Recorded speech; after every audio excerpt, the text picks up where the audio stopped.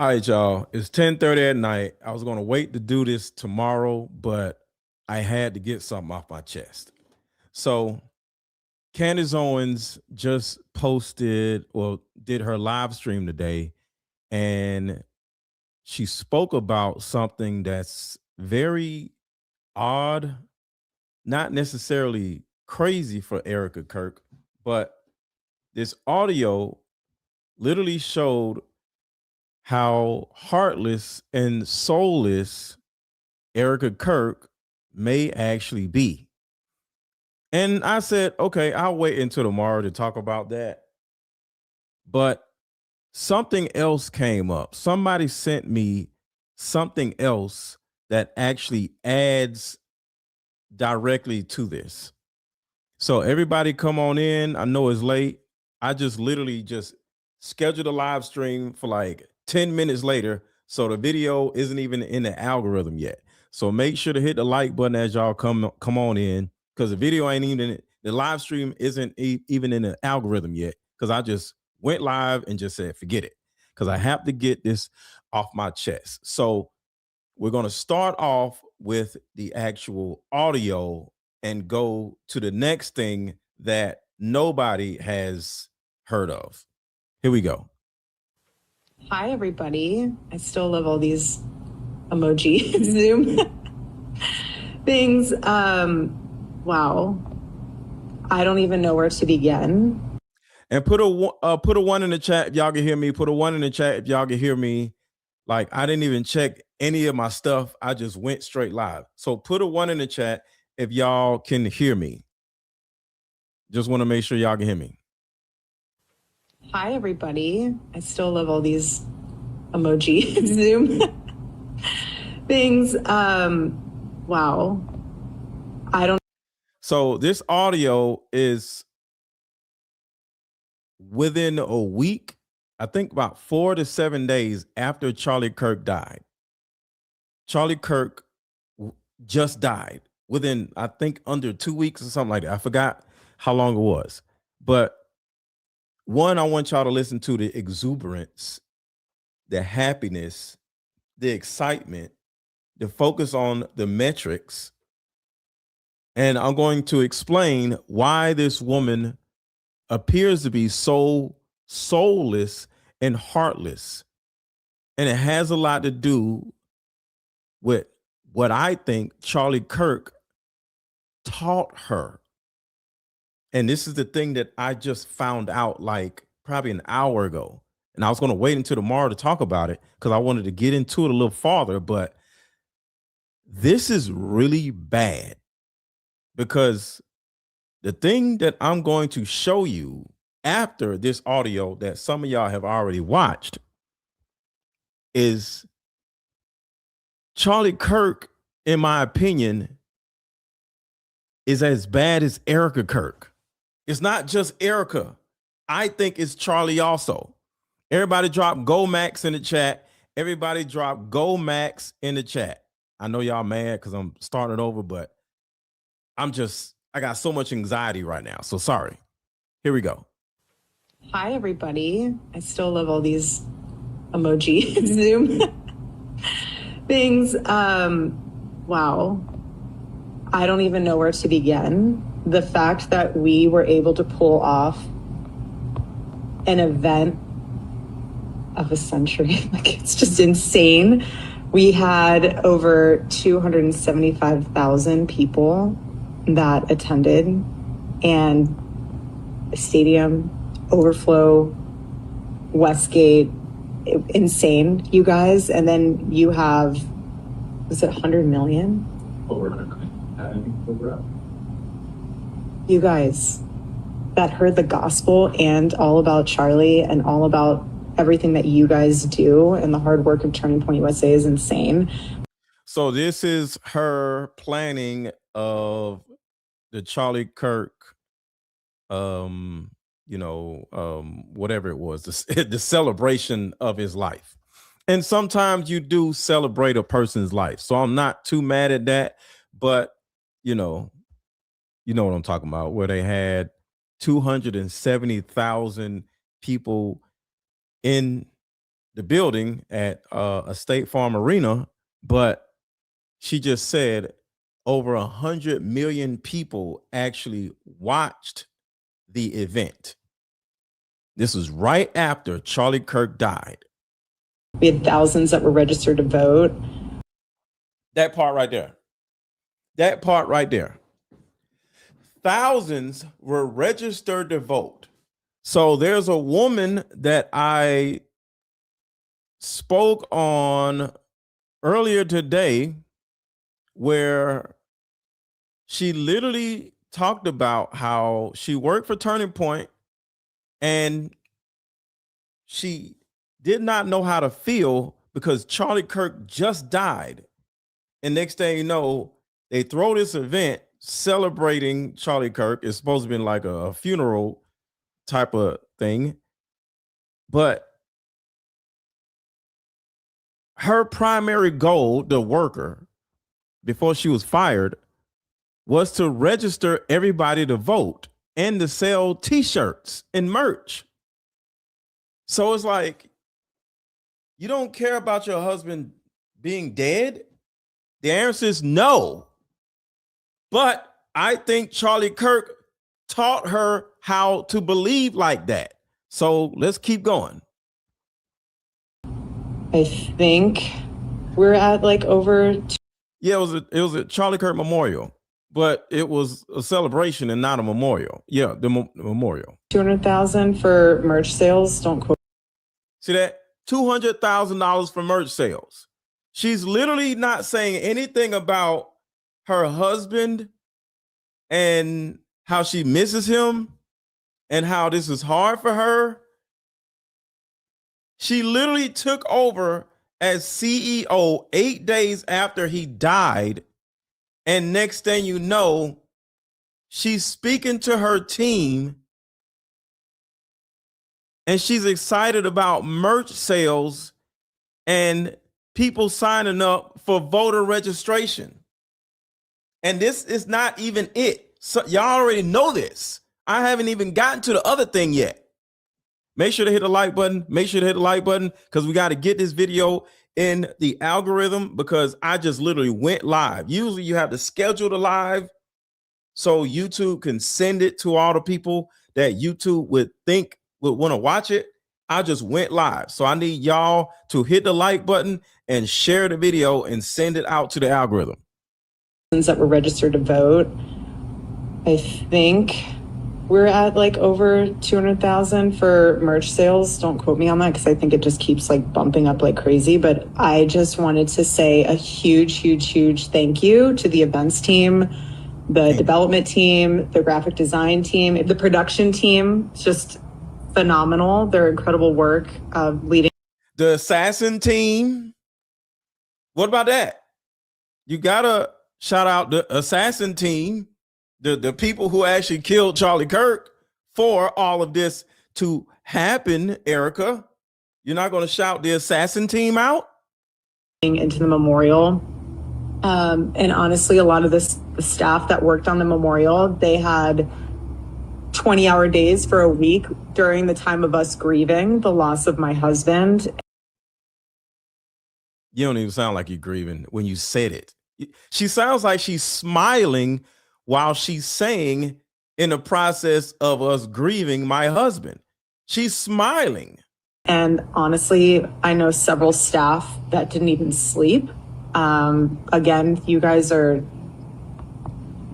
breathing angels, and I'm so grateful for all of you. And obviously a huge thank you to the Mosaic team. VI, you guys are 10 out of 10. Like we have the most incredible team. We just do. And you guys know that, and you guys are all a part of that. And I am so thankful. And if you do have a moment and you run into any of those staff members that you know had. And shout out to Candace Owens for releasing this information, because mixed with what I'm about to talk about too, this is like crazy. It's worse. Everything is worse than we've ever expected to be. This is way worse than anybody ever expected. Erika, any of this. I'm talking about Turning Point USA when Charlie Kirk was alive. I'm about to tell y'all. A role in this, and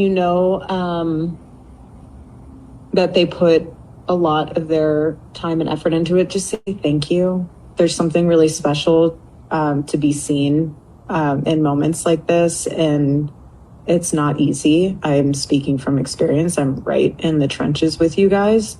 And so the fact that a simple thank you, I don't care if any of you have beef with each other from the past or have any issues with someone said something about this or that. Like, if you guys have any of that, please put it to rest. My husband's dead.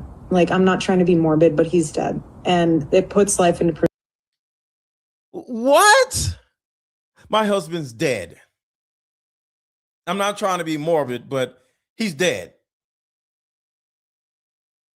Perspective of how short life is and relationships, and God puts people in your life for a reason, and it teaches you a lesson, it teaches them a lesson. So if you are going through a time where, just lay it to rest, and we are okay. So I'm gonna stop right there because I want to share something else that this is the reason. What I'm about to play for you now is the actual reason why I needed to do this emergency live. Yes, I called it an emergency live. So somebody sent me a video, and the YouTube channel, I didn't even have time to put it in the description yet.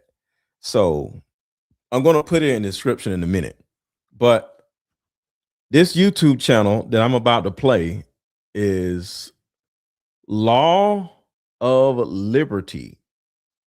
So this channel is Law of Liberty.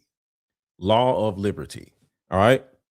So, hey, Ketchup Chips. So I'm gonna put their channel in my description, but this is Law of Liberty. And somebody sent this to me and it blew my mind. So this emotionless, soulless person, Erika Kirk, is just the tip of the iceberg. It doesn't even matter compared to what you're about to listen to right now. So everybody put a 1 in the chat if y'all are ready for this information, because it's not groundbreaking, but it's going to give you a different thought process of all of this. So everybody put a 1 in the chat, spam the chat, just spam the chat, put a 1 in the chat. I need everybody to put 1s in the chat, because I'm about to blow your minds. And some of y'all may not believe this, but it's okay. But this is something that has been on my heart for the longest. And this video literally just confirmed what was already on my heart. You know how I talk against the church, and some of y'all get mad at me. Oh my God, you don't do this, you don't do that. This video right here is going to show you why I love God, I love Jesus, but I am against the church. So here we go. Oh boy. Yes, Charlie Kirk. All right, so here we go. What about Charlie Kirk? Oh boy. Yes, Charlie Kirk. It became crystal clear to me that he was preaching a different gospel, a different Jesus, a different spirit, And so by combining with politics, as well as, being in ecumenical, which is what he actually stated. If you watch the video where he's. Hold on, somebody just said against the church. Yes, I believe pastors and churches are a part of why so many people, especially in America, in other countries also, are so disorganized, so divisive, so argumentative. Virtually every war that we've ever been in started with religion. This person has a different religious belief, and because of their religious belief, they believe something different than we do. Next thing you know, we are at war, and thousands of people die because of two groups are believing something totally different than each other. So that's my belief. So we're going to get down in the crux of it, but just leave that open. Don't worry about what I'm saying about the church. I just want y'all to listen, because the thing about it is I don't want y'all to believe what I believe. I want y'all to enjoy your life, your belief, your church, whatever. I'm just giving you something else to think about and consider. All right. So I'm not here to make anybody do anything. And yes, I am a believer, but I don't believe in the actual building that people go into, because you can have church anywhere. We can have church here, but these pastors, there's a certain amount of evil in a lot of them. Okay. So I just wanted to answer that question, because somebody was like, what about the church? So, all right. So here we go. You know, a different Jesus, a different spirit, you know, and so, you know, a different Jesus, Hold on, let me back up. Let me back up. Kirk. It became Christian. So she's talking about Charlie Kirk, how he worships a different Jesus. What about Charlie Kirk? Oh boy. Yes, Charlie Kirk. It became crystal clear to me that he was preaching a different gospel, you know, a different Jesus, a different spirit, you know, and so by combining with politics, as well as, you know, being in ecumenical, you know, which is what he actually stated. If you watch the video where he's venerating Mary, he says, we at Charlie Kirk, the Charlie Kirk team, are ecumenical. And so if you are a follower of Jesus, you cannot be ecumenical, because that's compromising. Amen. Mm-hmm. And so let's stop right there. Charlie Kirk was ecumenical.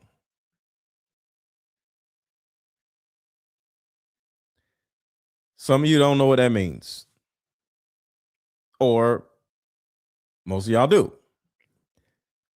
But that is the precipice of what we're about to talk about.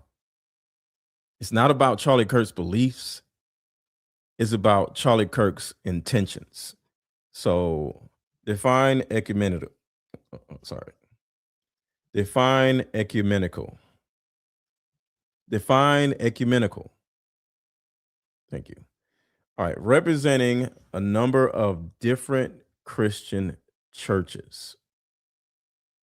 So one of the issues that Charlie Kirk seemed to have is that he felt, due to his political side, he felt this weird need, and I don't want to put words in his mouth, but it seemed like he had this insatiable need to appeal to every religion. So every week he'll say he's doing this, and then he'll say he's doing that, and then he say he's doing this over here, right? And he said he's ecumenical. So you're not supposed to worship multiple gods. So, and I don't want to get too Bible thumperish, because, you know, I don't want to sound dumb, because I'm not the person that's going to just be running around reciting the Bible. But if you're ecumenical, you're evil. So I want y'all to think about that. So there's a possibility that Charlie Kirk was evil. And if Charlie Kirk was evil, Erika Kirk is supposed to be what she is. You know, we all feel like poor Charlie Kirk. She got Charlie Kirk killed. Well, if you look at cult-like behavior, if you look at ritualistic behavior, there's a possibility that Charlie Kirk gave himself up as part of the actual ritual. If he's still alive, okay, that's one thing. But if he's not, there's a side of this. Because remember, if you watched any of Candace Owens' shows, Candace Owens said he'll run under he'll run under lights and the lights will blink. Nobody's seen that. Who said that? Charlie said that to her. Do you think she was running down the street with him? No. He told her that. Why would he tell her that? Because he feels like he has a certain type of power. And then he also told Candace that many times, and he typed it like as a text, not just saying it, that he's going to die. She said he's going to die. She said he's going to be killed. He actually had a premonition that he's going to be killed. And also, there was this spiritual leader that was put into his life that literally told him that he was going to die. Do y'all see where I'm going here? So put a 1 in the chat if y'all heard Candace say he ran under street lights and they went off. He had this spiritual leader that told him that he's going to be killed. Put a 1 in the chat if you remember Candace saying that he kept having dreams that he's going to be killed. All of this is ritual. And I'm starting to see that all of this shit is evil. Turning Point USA was evil from day one, and I'm going to prove it to you. This is not just Erika Kirk. This is Charlie Kirk also. And this is the reason why I wanted to wait yet until tomorrow, because I'm extremely anxious right now. Because sometimes when you get the confirmation that you are looking for, it scares the shit out of you. Like the person that sent me this, he was in my request folder. You know what? Let me let y'all hear it. And I'm gonna play the video, but I just want y'all to know how scary this is for me. Everybody hit the like button. Everybody hit the like button. Just a random guy. And this is what he just came my DM and sent me this. And I haven't even played it yet. But this is what he said. Yo, what up, Mr. Let Go? I just wanted to send you this. I forgot about it, but it has to do with a thing that Didi on the podcast talked about, which is a wild video, believe in this type of stuff. But shout out to Didi got a podcast. I'm not sure what video he was saying. I think it has something to do with I think Didi got a podcast. Shout out to him. I think he did a video about somebody saying that or alleging that Erika Kirk was a witch. And I didn't watch it, but I was like, what is he talking about? Erika Kirk was a witch or something it was something having to do with that. So shout out to Didi with a podcast. Where you see I stopped it at basically is what I'm about to play you where now. The video picks up and starts talking about a different part of Charlie Kirk, TPUSA, and how they got what they got. It's a thing that you just need to go research, look into it. So he sent me this just randomly, right? And tonight I felt something also about Charlie Kirk. You know, if you've been watching my show for a while, I've been looking at Charlie Kirk like, yo, Charlie Kirk is a part of this. And y'all will be in the chat. No, Charlie Kirk did not know. Charlie Kirk was busy. He was over here. He was over there. He was doing all this other stuff. And I keep saying, no, he knew. So let's just keep going. And I'm a little jittery because this man came in my freaking DM and just confirmed everything I was just thinking. And it's scary. Yes, Didi with a podcast. He has a very conceptual way of operating, and I love his videos. He says, we at Charlie Kirk, the Charlie Kirk team, are ecumenical, which is what he actually stated. If you watch the video where he's venerating Mary, he says, we at Charlie Kirk, the Charlie Kirk team, are ecumenical. And so if you are a follower of Jesus, you cannot be ecumenical, because you can't worship multiple gods. That's in the Bible. And Charlie Kirk said this out loud. So it's like, how in the world can you follow somebody like this when he's telling you exactly what he is? Not what he believes, what he is. It's compromising. Amen. Mm-hmm. And so when you look at that, when you look at just the organization, the name of the organization itself, Turning Point, that comes. Turning Point. So I want y'all to think about Turning Point, because what she's about to say is going to blow your mind, because it blew my mind.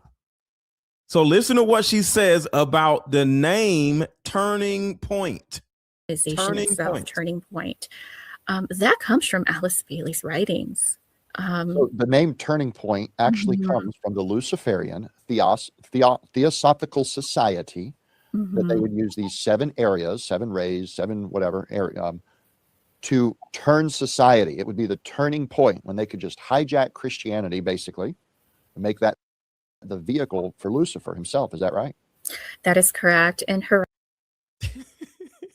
just like anything you've ever looked at, any one of these movies that you've looked at where you can just pick one. It's always an evil entity. You even have with Transformers when it's trying to bring their world to Earth. Every demonic movie you've ever seen,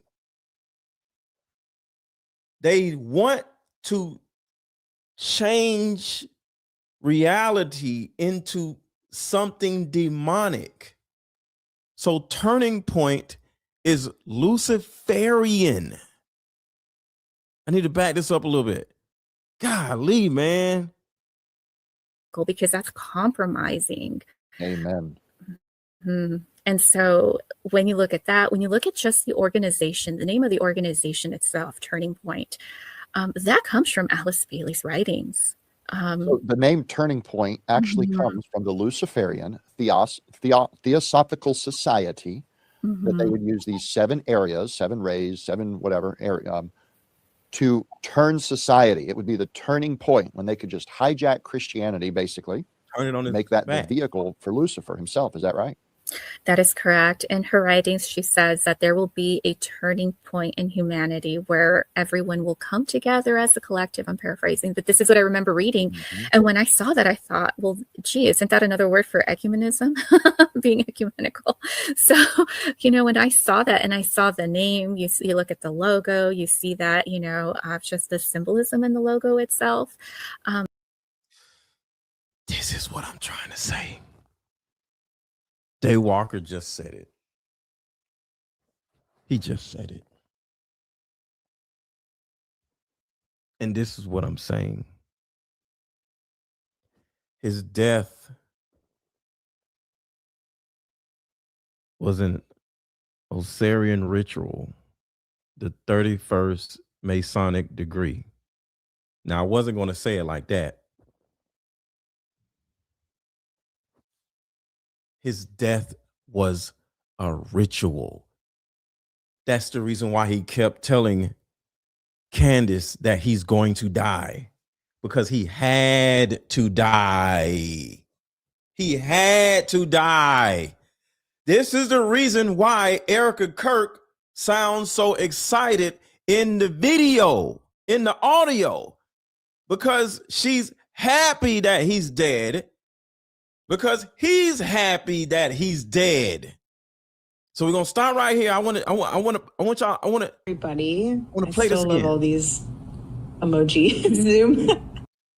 This is the reason why Erika Kirk is so happy. She has permission to be happy from Charlie. She has permission to be happy. Hi, everybody. I still love all these emoji Zoom God. things. Wow. I don't even know where to begin. The fact that we were able to pull off an event of a century, like, it's just insane. We had over 275,000 people that attended, and stadium overflow, Westgate, insane, you guys. And then you have, was it 100 million? You guys that heard the gospel and all about Charlie and all about everything that you guys do, and the hard work of Turning Point USA is insane. We had thousands that were registered to vote.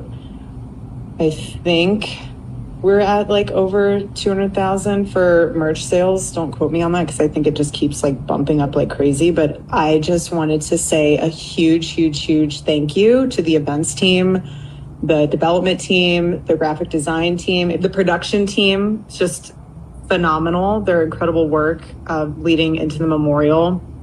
And honestly, a lot of the staff that worked on the memorial, they had 20-hour days for a week during the time of us grieving the loss of my husband. And honestly, I know several staff that didn't even sleep.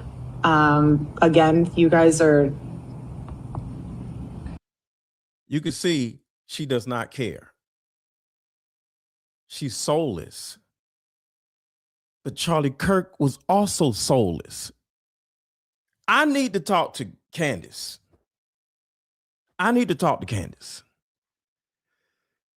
Because Candace loved Charlie. And I need to know how she feels about this new information. Because if Charlie planned all this, and if it was an actual ritual, Erika Kirk isn't the bad person. Erika Kirk is just, well, she is a bad person because, it's still a demonic, entity. The entire, Turning Point USA, because of what the plan is, and how they're taking over the churches. But all of the anger can't be towards Erika. It has to be towards Charlie. Because Charlie did this. Charlie planned this. This is a part of how Turning Point turns the world. They're literally trying to start world domination. And I'm looking at Trump as this terrible, disgusting human being now. He wasn't like this last time. They turned him. And I'm not saying that. I just want to stop for a second and just think. Okay, Trump has always been a terrible person. But he's free to be a terrible person now. And that's what I'm thinking about. Trump has always been a terrible person. If you believe what happened with Sasha Riley, I do. But Trump has always been a terrible person. But now Trump is free to be a terrible person in front of everybody. He doesn't have to hide anything anymore. And it was because of Charlie Kirk. Who got him elected? Who got Donald Trump elected? Charlie Kirk. His job, according to the ritual, was to get Trump elected and then die. That was the ritual. He sacrificed himself. And just what makes Trump a terrible person? We'll get into that also. Just give me a second. Breathing angels. And I'm so grateful for all of you. And obviously a huge thank you to the Mosaic team. VI, you guys are 10 out of 10. Like we have the most incredible team. We just do. And you guys know that. And you guys are all a part of that. And I am so, so thankful. And if you do have a moment and you run into any of those staff members that you know had a role in this, and that they put a lot of their time and effort into it, just say thank you. There's something really special to be seen in moments like this, and it's not easy. I'm speaking from experience. I'm right in the trenches with you guys. And so the fact that you just, a simple thank you. I don't care if any of you have beef with each other from the past or have any issues with. Listen to this. Someone said something about this or that. Like, if you guys have any of that, please put it to rest. Listen to this right My here. husband's Listen to what she's about to say. dead. Like, I'm not trying to be morbid, but he's dead. Someone said something about this or that. Like, if you guys have any of that, please put it to rest. My husband's dead. Like, I'm not trying to be morbid, but he's dead. And it puts life into perspective of how short life is. But this was the plan. See, I now know why Erika Kirk is so happy, because it was a plan. It was a ritual. He was supposed to die. So she's free to be happy, and Donald Trump is free to be evil. Charlie Kirk freed the demons. Charlie Kirk freed the demons. Going back to what I was saying, in every demonic movie, there's either a book or a ritual that is meant to open the portal to let the demons in. And when the portal is open, the demons are now able to just be themselves. Just pick a movie. There's certain entities that walk among us that have to be in the shadows, that have to appear as human, appear as pleasant. But after the ritual, whatever the ritual is in the movie, any movie you want to think about, including Transformers, after the ritual is over, everybody then is free to just be their evil selves. There's no reason to act anymore. They don't give a shit. Because once the ritual and the sacrifice has concluded, there's nothing else to be afraid of. They don't care anymore. So let's get back to this video. This is absolutely crazy. Everyone will come together as a collective. I'm paraphrasing, but this is what I remember reading. Mhm. And when I saw that, I thought, well, To turn society, it would be the turn. I got to back it up. I'm sorry. and so if you are a follower of Jesus, you cannot be ecumenical because that's compromising. Amen. Mhm. And so when you look at that, when you look at just the organization, the name of the organization itself, Turning Point, that comes from Alice Bailey's writings. So the name Turning Point actually Mhm. comes from the Luciferian Theosophical Society, that they would use these 7 areas, 7 rays, 7 whatever area, to turn society. It would be the turning point when they could just hijack Christianity, basically, and make that the vehicle for Lucifer himself. Is that right? That is correct. In her writings, she says that there will be a turning point in humanity where everyone will come together as a collective. I'm paraphrasing, but this is what I remember reading. And when I saw that, I thought, well, gee, isn't that another word for ecumenism? Being ecumenical. So, when I saw that and I saw the name, you look at the logo, you see that, just the symbolism in the logo itself. There's a lot of occultism in there, the references to the Golden Age. Now, he said something about, he praised the new Pope and said that he would be the greatest fan, I believe, of this new Pope if he brings in the Golden Age. Is that right? That is right. He did say that. And what is a Golden Age? And so... and this is what New Age is all about. It's basically bringing in what they consider the new Atlantis, with their belief system, where they're ruling, where the Antichrist will come and they will establish the kingdom that they believe Atlantis was. And so it's pretty interesting when you look into what they believe about the new age, the Golden Age, which is, the way they try to illustrate it to others, it's this wonderful, prosperous time. But the dawn of a new age has been, this is Luciferian talk. It's been their lingo for years. We see it in Google's singularity. We see it in the technocracy, a lot of the technological companies talking about when they can take over completely. They want to eradicate religion. We see it with the concept in so many areas. And here, that is one of the things that he was advocating for. So let me get this straight. Charlie Kirk is an evangelical, he calls himself, which is, and I want to make a clear distinction here. This is why I am not an evangelical. I am a fundamentalist. And there. Okay, just a question for y'all. Do y'all want to look into Alice Bailey, or do y'all want to keep playing the video? Because I can keep playing the video and then we can look into this Alice Bailey woman.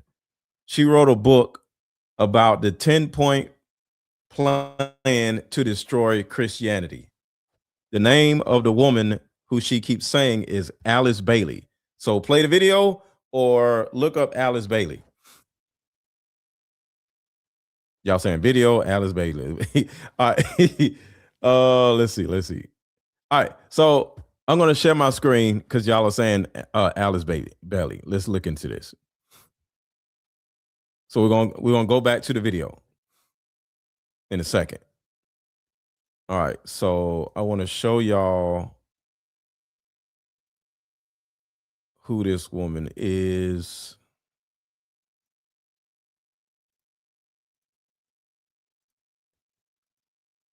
Because this is going to blow your mind. And I'm learning as we go. So I'm not all knowing in any of this myself. All right, so hold on a second.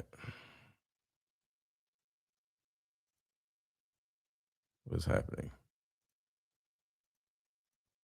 All right, so this is Alice Bailey.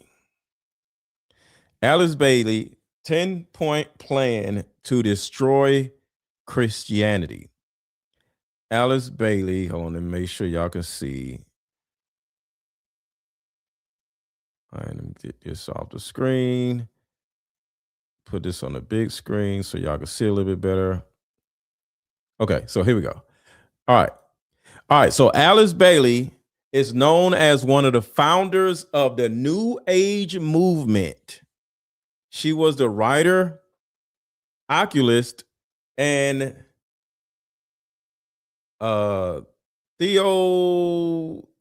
theosophist. I never read that before. The theosophist who lived between 1880 and 1949, and she is a person who is known for creating the term New Age, i.e., turning point, in her books, which mostly focused on the subject of theosophy. Let me put that in my notes because I'm about to do a whole bunch of research Theosophy. All right. Britannica describes theosophy as an occult movement originating in the 19th century with roots that can be traced to ancient Gnosticism. Gnosticism. Some of y'all might know what that is. I don't know what Gnosticism is. The term theosophy is derived from the Greek theos, God, and Sophia, wisdom, is generally understood to mean divine wisdom, which was Charlie Kirk. The international New Age movement originated among independent theosophical groups. Alice Bailey is known as one of the prophetesses, female prophets of the New Age movement. She is the author of the books such as The Externalization of the Hierarchy. Interesting. The externalization of the hierarchy. Hold on, let me screenshot that. All right. Because I got to do some research on this, which promotes a demonic and anti-Christian agenda. See, all this Christian talk a lot of these pastors do is actually anti-Christian talk. Is actually anti-Christian. Her teachings and writings are viewed as foundational and authoritative within the New Age movement. She described the majority of her work as having telepathically.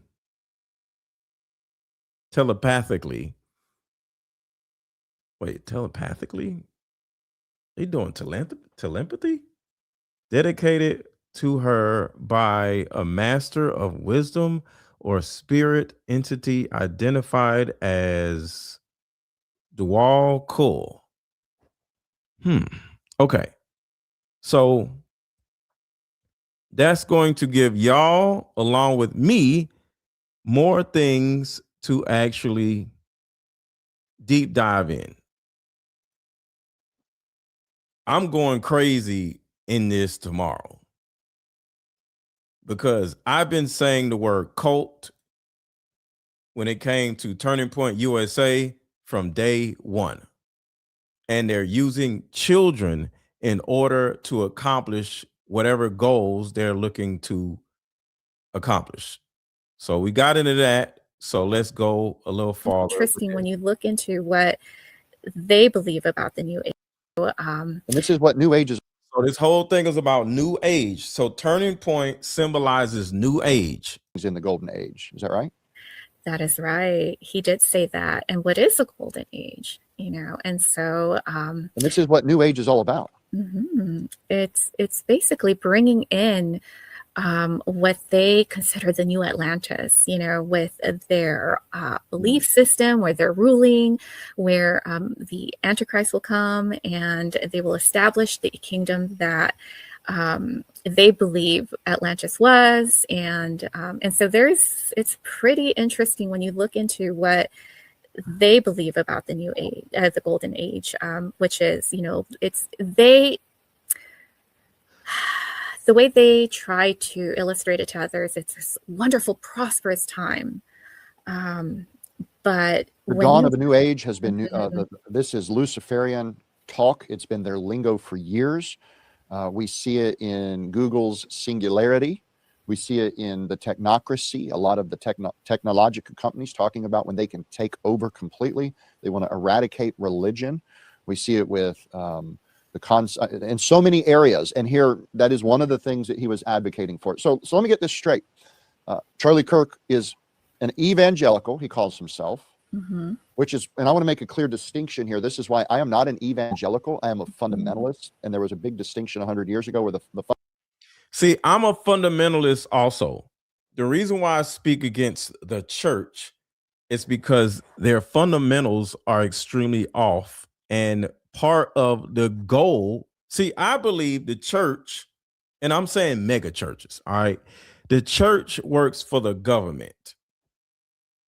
That's my belief system. And me coming from the hood as a young black boy, there was a church on every corner. There was a liquor store and a church on virtually every corner in the hood. And I used to ask my mom, why is it a church? Like, because my mom, she was not part of a church, but we went to church. And I used to ask my mom a lot of obnoxious questions. I used to ask my mom, why is there a half-naked white man on in front of the church? I don't understand. Don't you gotta dress up to go to church? I have my little tie on and stuff.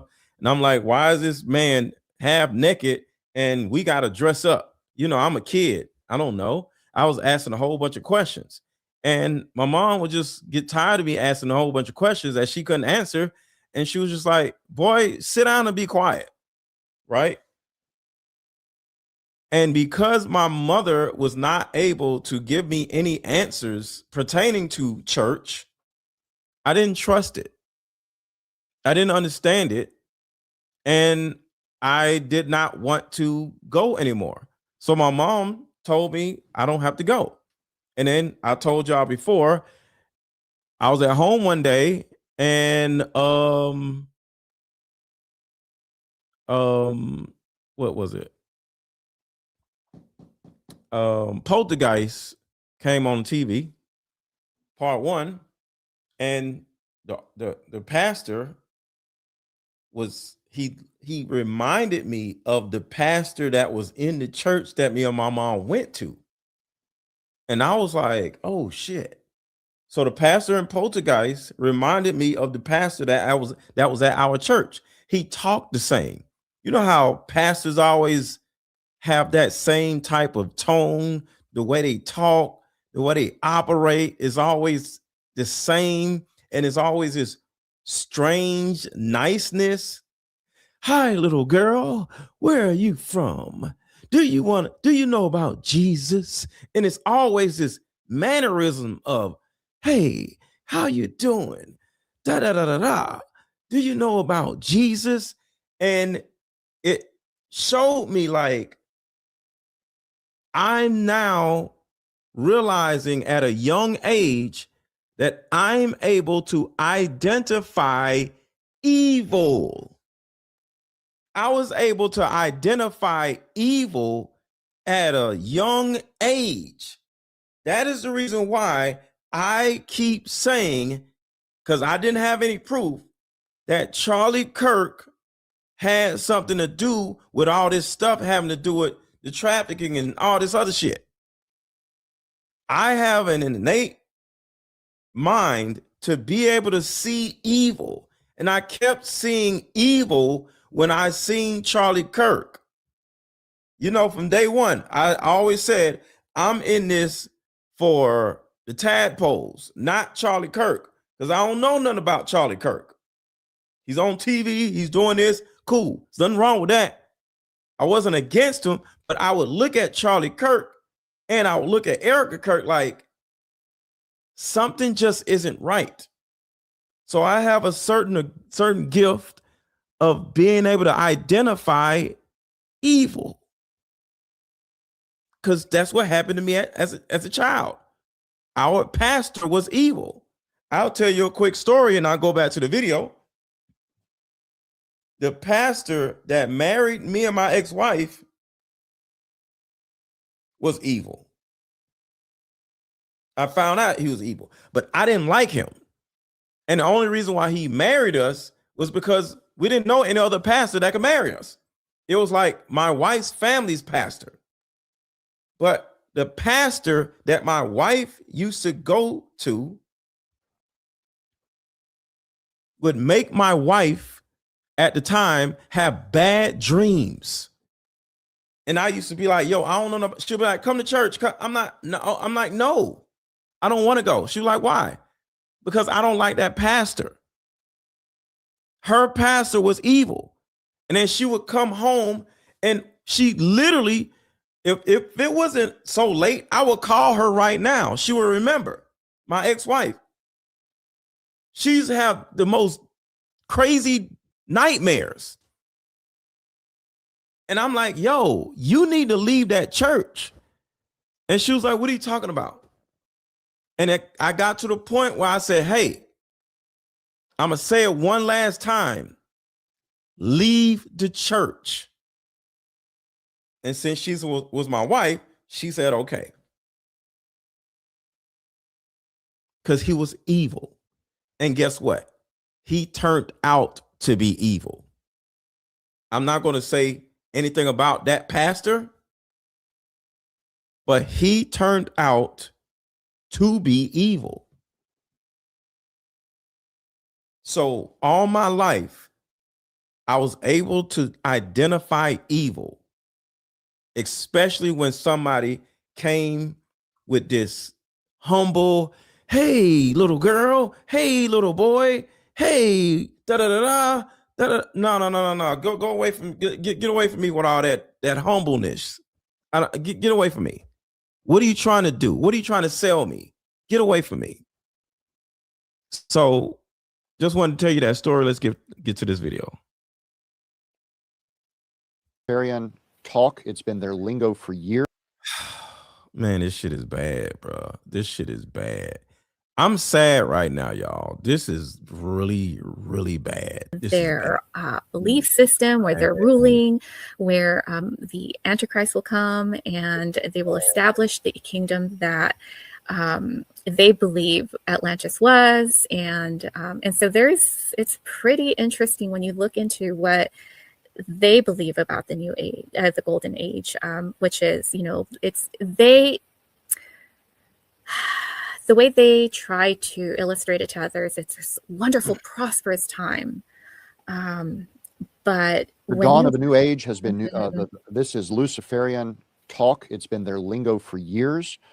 We see it in Google's singularity. We see it in the technocracy, a lot of the technological companies talking about when they can take over completely. They want to eradicate religion. We see it with the concept in so many areas. And here, that is one of the things that he was advocating for. So let me get this straight. Charlie Kirk is an evangelical, he calls himself, which is, and I want to make a clear distinction here. This is why I am not an evangelical. I am a fundamentalist. And there was a big distinction 100 years ago where the fundamentalists said, we're not part of the ecumenical movement. We will take a stand on doctrine. And I'm only as fundamental as what the Bible says. I'm not part of a fundamentalist group. I'm an independent. But notice he says, I'm evangelical, but I'll join in with the Pope if he brings in this golden dawn. So Charlie Kirk was not Catholic, but I understand he was praying the rosary. You've heard this, right? And yet he was keeping the Sabbath also. See? You see what I'm saying? That's demonic. That's demonic. Listen Charlie again. Kirk was not Catholic, but I understand he was praying the rosary. You've heard this, right? And yet he was keeping the Sabbath also. And his pastor was Pentecostal / Calvinist. Is that right? That's right. What an interesting amalgamation of all these contradicting doctrines. It is. And so you listened to Kirk, but then when you came out, you realized, wait a minute, this guy is on. Oh, and by the way, there's a clip. I wish I could find it real quick, but we won't play it. Where he says, where he will not eschew Freemasonry. He says there's something good there, essentially.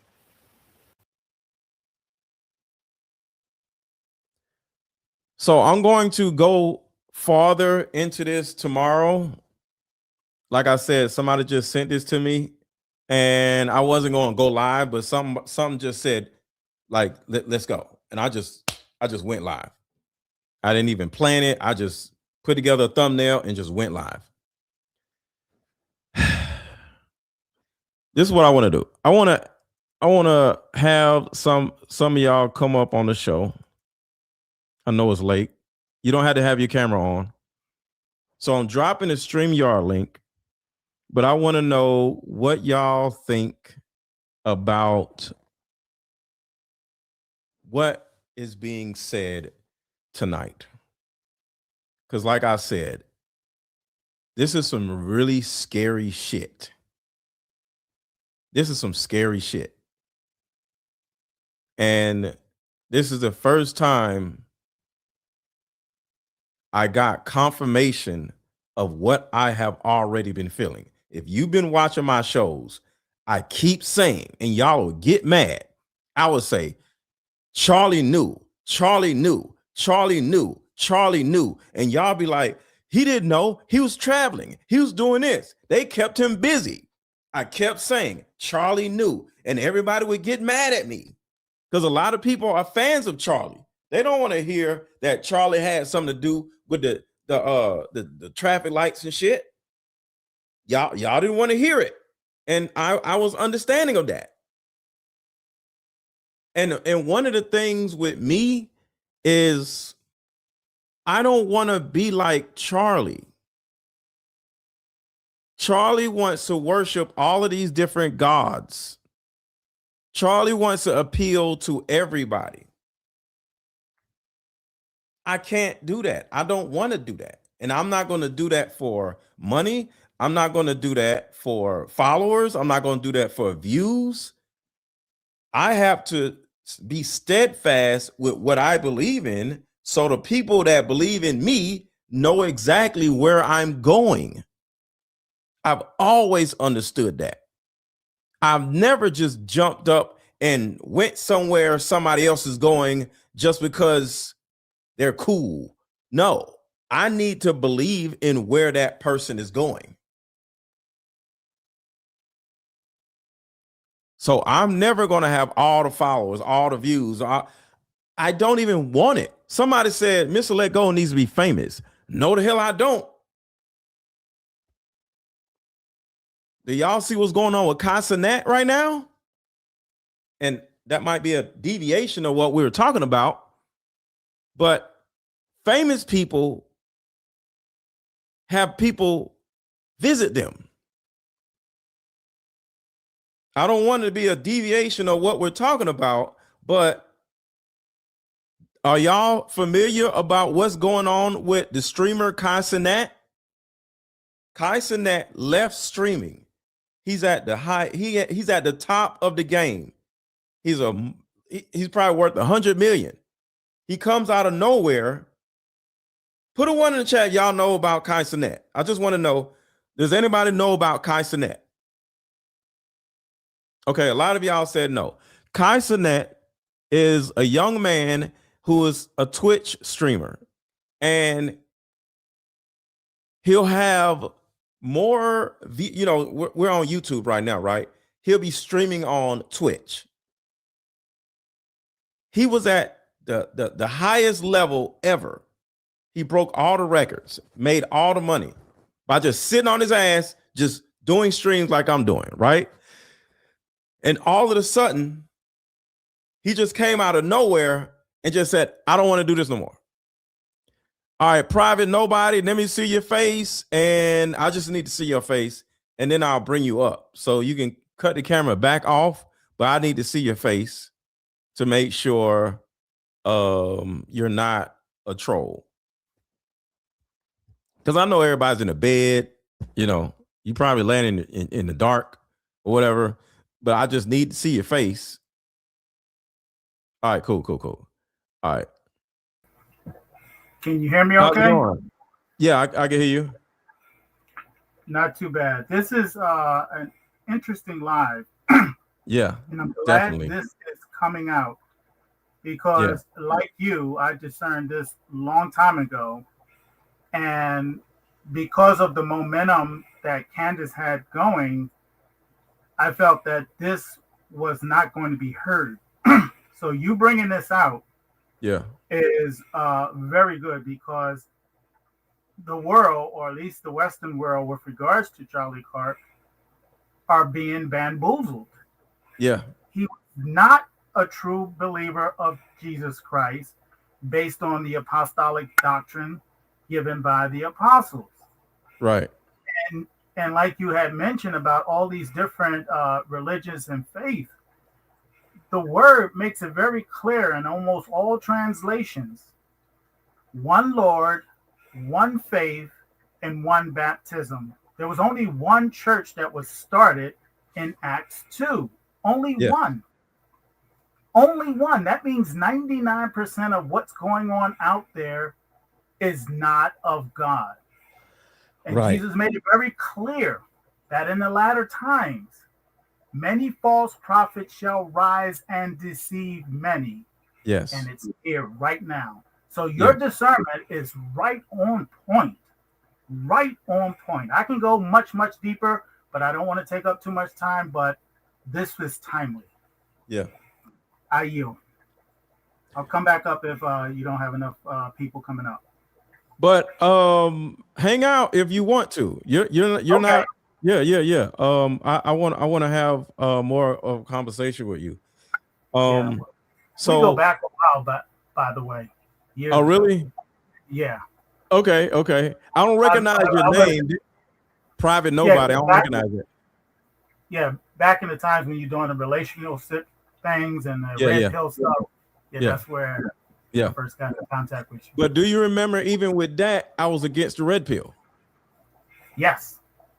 And that's kind of like with me. I would have a certain amount of discernment, and the red pill dudes would be like, yo, why don't you want to be with us? And I'm like, no, I don't know what it is about y'all, but something's demonic about y'all. And I would start saying red pill dudes are gay. I would literally say that. And I would be like, yo, those dudes are gay. And I'm like, the red pill ideology is meant to make young men gay. And I'm not against gay people, but do you remember me saying that a long time ago? A long time ago. And the premise that we're talking about here is almost the same thing that happened there. Yes. And that's how I'm feeling, because this is how I'm feeling in Private Nobody or a name. Private Nobody. This is why I'm so jittery, because I keep running into the same problem. In the red pill space, I'm like, I don't want to be here. These guys something's wrong, right? I go to the church, something's wrong. Red pill space, something is wrong. And then I come into the political space, right? And I'm like, Charlie Kirk, because like I said, I exposed the whole Diddy situation, right? I got 1 million views on a video where I literally broke down the tunnels that were actually under Diddy's house. So, and that is the reason why they raided his house, because there was tunnels under his house. And I'm the one who broke that story. So it wasn't just Charlie Kirk, but and you know what? With Diddy, this is just a side note. Mm-hmm. I spoke about him back in the 80s. Yeah. And the gayism that was in rap back then. Yeah. Nobody wanted to hear it. Yes. So he's been at that for the longest time. Again, demonic. Yeah. And I don't want to demonize gay people. I don't want to do that. And you're not doing it, but I don't want the conversation to seem like that. So I'm not saying you said anything wrong, but I don't want to do that to people, right? This is my problem with it. Is when you perpetrate a fraud, you give a presentation as one way, but you're actually doing another. I give more respect with Charlie Kirk with the religion. Just say what you're trying to do. If you running a cult, stop running around saying you love God. Do your thing. Some people don't believe in God, and they be like, I don't believe in God. And I respect those people. Just like you said, do not show yourself as a false prophet. Just be who you are. So when I get into this political world and I'm just speaking on different things, and I see all these different people talking about different things, I'm like, nah, I don't want to talk about exploding microphones. I don't want to talk about ballistics. I want to talk about the trafficking, right? And people are like, ooh, I don't want to talk about trafficking. Ooh. You know, other content creators are like, I'm scared of that. No, because you're gonna get your channel demonetized and all this other stuff. You're gonna get, you know, sued or whatever. And I'm like, all right, cool. But the thing about it is, I'm like, I don't care because that's where I need to be. You know, so it's like here, I'm like, damn, why nobody don't fuck with me? You know, everybody's doing content with each other. It's because I am on the trafficking stuff and nobody else wants to touch it. But the thing about it is, I have to stay with what I'm doing. So I'm sitting here now like, damn, I'm starting to realize that Charlie Kirk was evil. And I'm over here bigging up, you know, Candace Owens and champion Candace Owens. Candace Owens fans are going to hate me because I'm about to show everybody that her best friend was a demon. So I'm like, damn, all over again. I keep I keep ostracizing myself from environments because I'm able to discern more than other people. You know, other people like would blindly follow something, and I'm like, no, that's demonic. No, that's wrong. Just like with a red pill space, that shit is demonic. And I'm like, yo, why don't y'all see this? And people don't want to see. It's not that they can't see, they don't want to see. So I'm like, damn, it's happening again. I'm about to shit on Charlie Kirk, and everybody's just gonna leave. Now, so I'll take that one step further. Go ahead. I'll take that one step further. And I love Candace. I love her presentation, her research, her journalism, all top notch. But she's riding in a boat that's flawed also. So, first of all, we're all flawed. I'm riding a boat that's flawed myself. No. But what I'm saying is that those that call themselves Christians and, in her case, Catholic, and if anybody knows the history of the Catholic Church, you would not be in that organization. Point blank, end of story. Well, let's not demonize. Let me put it to you this way. Hold on. Let's not demonize one particular religion. I want to demonize all of them. I don't want to separate one of them and say this one is worse than that one. I think religion as a whole is meant to separate us. You know, this person is Catholic. This person is Baptist. This person is Christian. This person is atheist. This person is Jehovah's Witness. Now we're all over here looking at each other like, I don't trust you because you're this and that. This is the problem. So you saying she's Catholic is going to denote that something else is better than Catholic. And I don't want to do that because that is part of the divisiveness. Go ahead. Okay, just like I said earlier from the beginning, all of the Bibles that they use, this one fact is true. One Lord, one faith, one baptism. There's only one church that started on the day of Pentecost. Only one. That means everybody else is out of the way. Catholic, Jehovah, all the ones that you just mentioned are not in the Bible. Okay. So therefore, they, like you said, they're all in the same boat.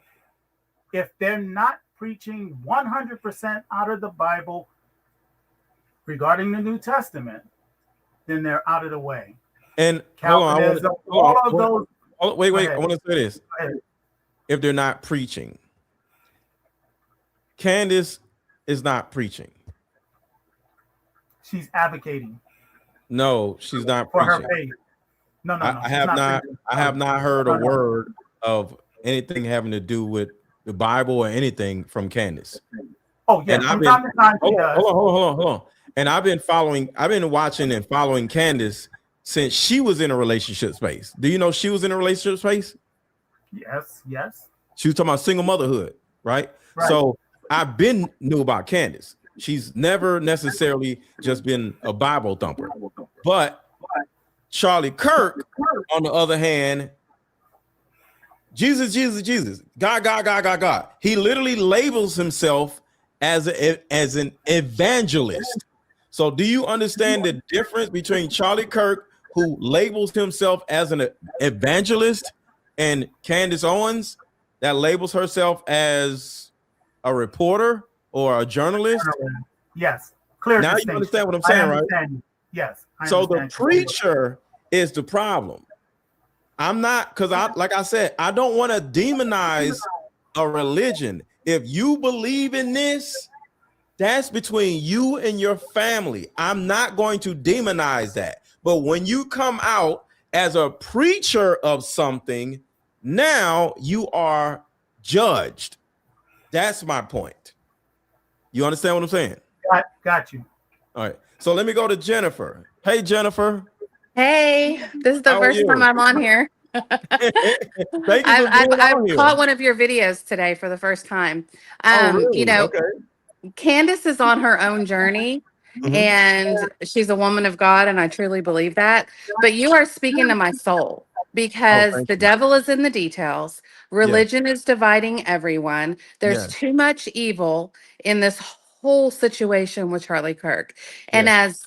as people of God, as people who love God, who have a personal relationship with God and with Jesus Christ, we see the inconsistencies. We see the things that make us ask questions and say, this just isn't right. I mean, I'm sitting here listening to your podcast today and I'm going, we are living in a Game of Thrones like Yes. movie where I feel like I'm watching, you know, when the scene right before Joffrey dies and the little performers are out there, the little people performers are out there. I feel like that's Charlie Kirk's team at that event. That, you know, we see that it is a definite operation. You know, Yeah. Charlie was too smart not to have known about it.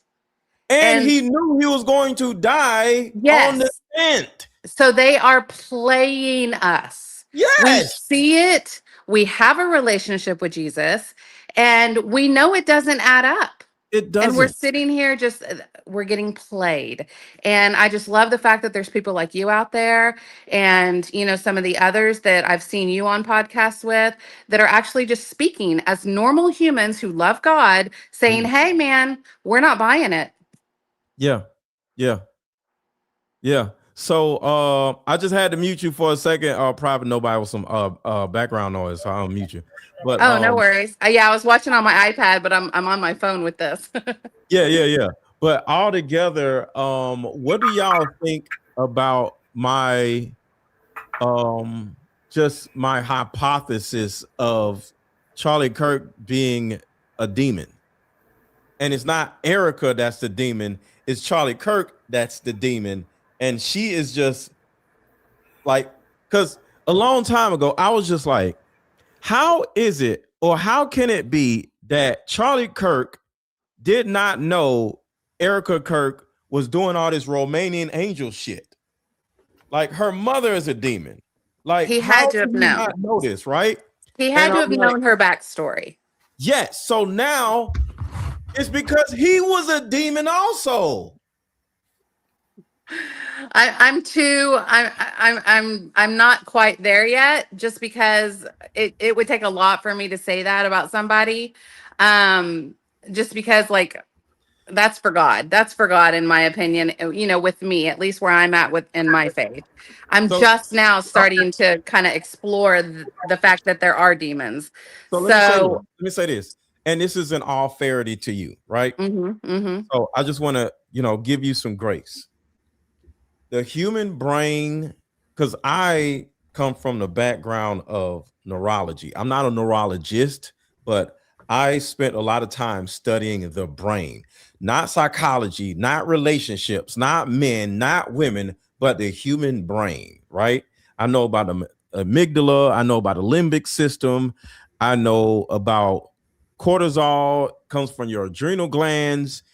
I know about the biology of things, right? So from a biological standpoint, our jobs as humans is to do our best at identifying objects, people, and places in order to get an understanding of what's hurtful and what's helpful, right? Yes. So when I say Charlie Kirk is a demon, I'm not even saying like he's this monster or whatever. I'm saying he's not good. Okay. So I just wanted to say that because when I say demon and all this other stuff, I'm not necessarily talking like from the Bible or he's a he's a devil, right? I That's just fair. see him as I identify him as a negative part of this entire story, right? Well, So for sure, yeah. because in the way that he communicated and in the way that he kind of married politics with faith, Which you that's can't just, do. you cannot do that. That's unnatural. Right. Um, they just don't go together. As I've Right. looked for them to go together, you Mhm. know, because you want to love God, love country, but I feel it in my We are not bones. I God. So feel it in my bones that it is yeah, not natural. It because is you got not the natural. flesh and then you got the spiritual, right? Yes. And you can't operate in your flesh and operate in your spirit. You have to Mm-mm. follow your spirit And because the the flesh word is makes, always going to let you down. You chase the and even flesh, the, you're going to always get hurt, right? Go ahead, Private Nobody. and the word makes that very clear. Love Yes, not the world, nor the things of that are in the world. yes, Those that are, we are in the world, but we don't have to be of the world. yes, And to make it very plain and simple, being that Satan is the God of this world, small g, all the governments of the world are under his domain until Christ returns. So therefore, the true believers are not involved in the politics of God. That's why I said all politicians are servants of Satan. yes. I said that in the chat. And so these are I say the simplistic same thing truths about that pastors. exactly, exactly. I Any said the same thing pastor about that's pastors. involved in politics, he's a false prophet. Yeah. Now, to get back to the point that you both of you were just speaking of with regards to Charlie, what illuminated in my mind is based on what Candace brought forth today. It goes to show that Charlie did not start out his program the way he ended up. He did not have religion or God involved in his program. He was just dealing with uh, the the economics and all the other things that go along with it that affected the youth. After that guy got involved, the old man, Bill he Montgomery. started, yes, then he started to turn and he was groomed to do what he did at the end. So, But yes, I believe he but had knowledge of what was going on. but we all have choice. Exactly.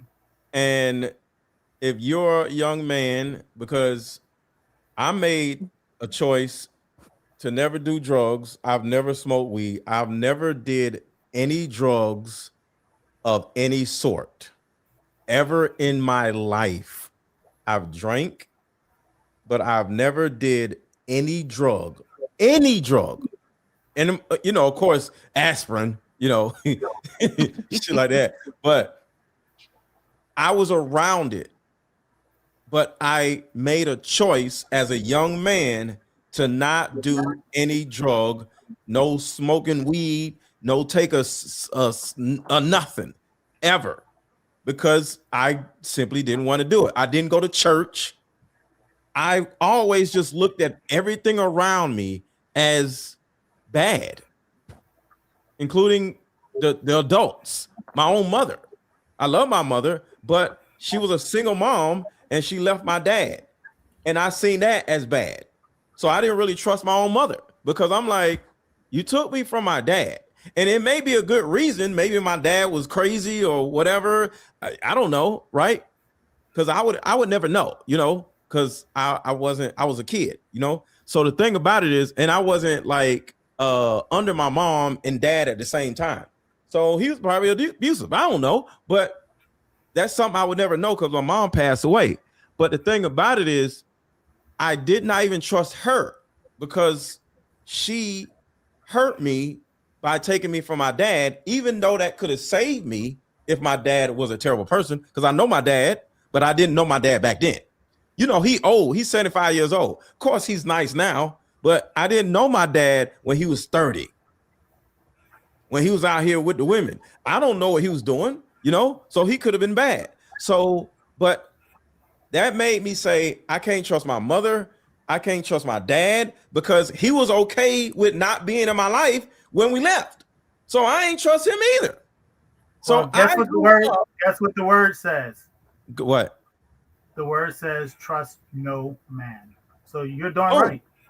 Yeah. So I didn't trust my mom. I didn't trust my dad. I ain't trust my friends because they smoking weed. They drinking. I ain't trust girls. I didn't trust my teachers. I didn't trust nobody. And I'm an only child, right?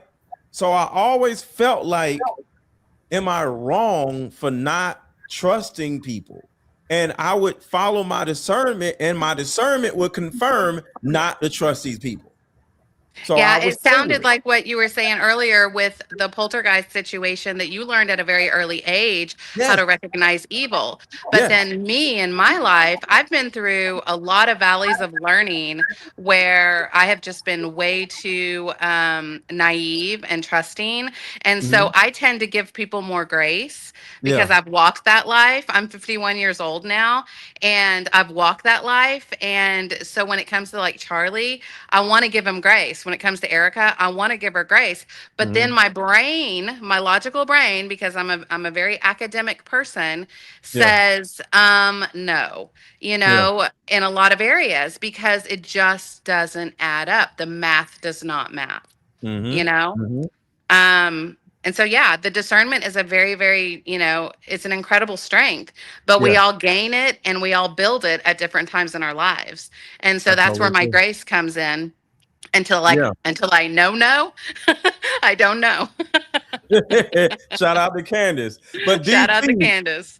What's going on, man? What's your thoughts on this? Yeah, I just want to, you guys can hear me okay? Nobody, just unmute when you need to. You just have a lot of feedback. So I'm not muting you because I don't want you to talk. It's just a lot of feedback. So you can unmute whenever you want to. Go ahead, DC. Yeah, so it's I just wanted to do a little clarification on what you guys were talking about earlier. That you can, like you said, you were Christian fundamentalist and not necessarily you know, like an evangelical. And I agree, like fundamentalist is like you going back to what the book actually says. And you don't really get that in a lot of church. You get a lot of interpretations, but you don't get back to what the word actually says. The same thing with our country and the Constitution. A lot of our leaders, if you listen to what they're saying, they don't really talk about what's the actual book that we're supposed to be following, which is the Constitution, freedom of speech and all of that. And they tell on themselves all the time. Now, what you were talking about with them not having many, as a Christian, you're not supposed to have fundamentalists, you're not supposed to have many gods. And it was interesting that you were able to catch on that. Because if you, like in Revelation, it actually talks about, you know, the Antichrist is going to come and he's going to establish a one world religion, which means he's going to cobble together all the religions.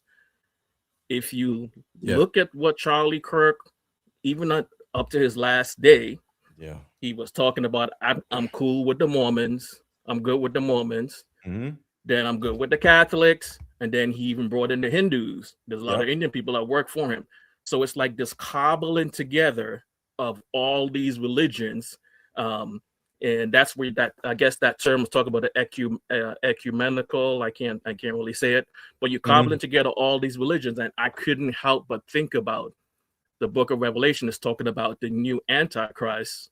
When he comes together, he's going to cobble together all the religions, and they're going to make one new one world religion.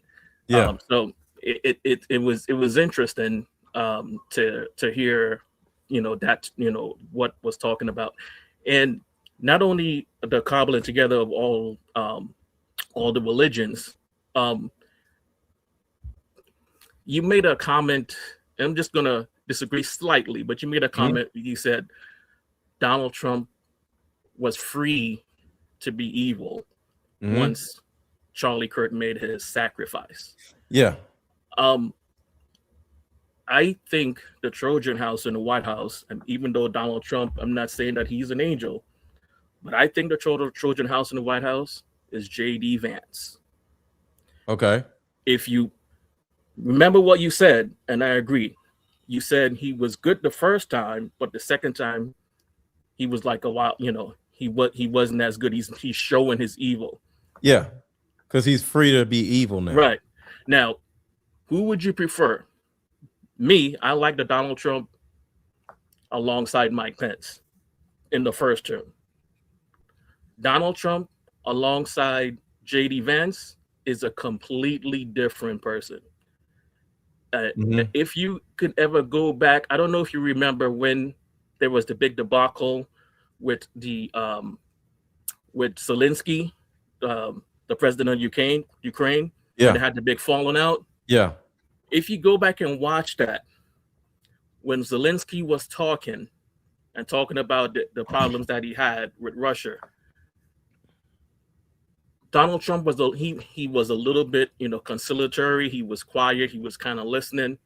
And J.D. Vance, he tapped Donald Trump's leg and he cut Zelensky off, and he's like, you know what, you're being disrespectful, and he completely turned up on him. Now, with Donald Trump in the room, he's not going to let anybody be more alpha than him. So once J.D. Vance turned up, now Donald Trump had to turn up. And you watched in real time the influence that J.D. Vance has on Donald Trump. Yeah, the whole technocrat thing that they're taking over. The ex guy, the hyper billionaire, Elon, yes. Elon, yeah, he was instrumental in getting J.D. Vance the vice presidential job. I wasn't Trump's pick. No, Peter Thiel. Yeah, Peter Thiel too, but it was with Palantir. Yes, Palantir, right?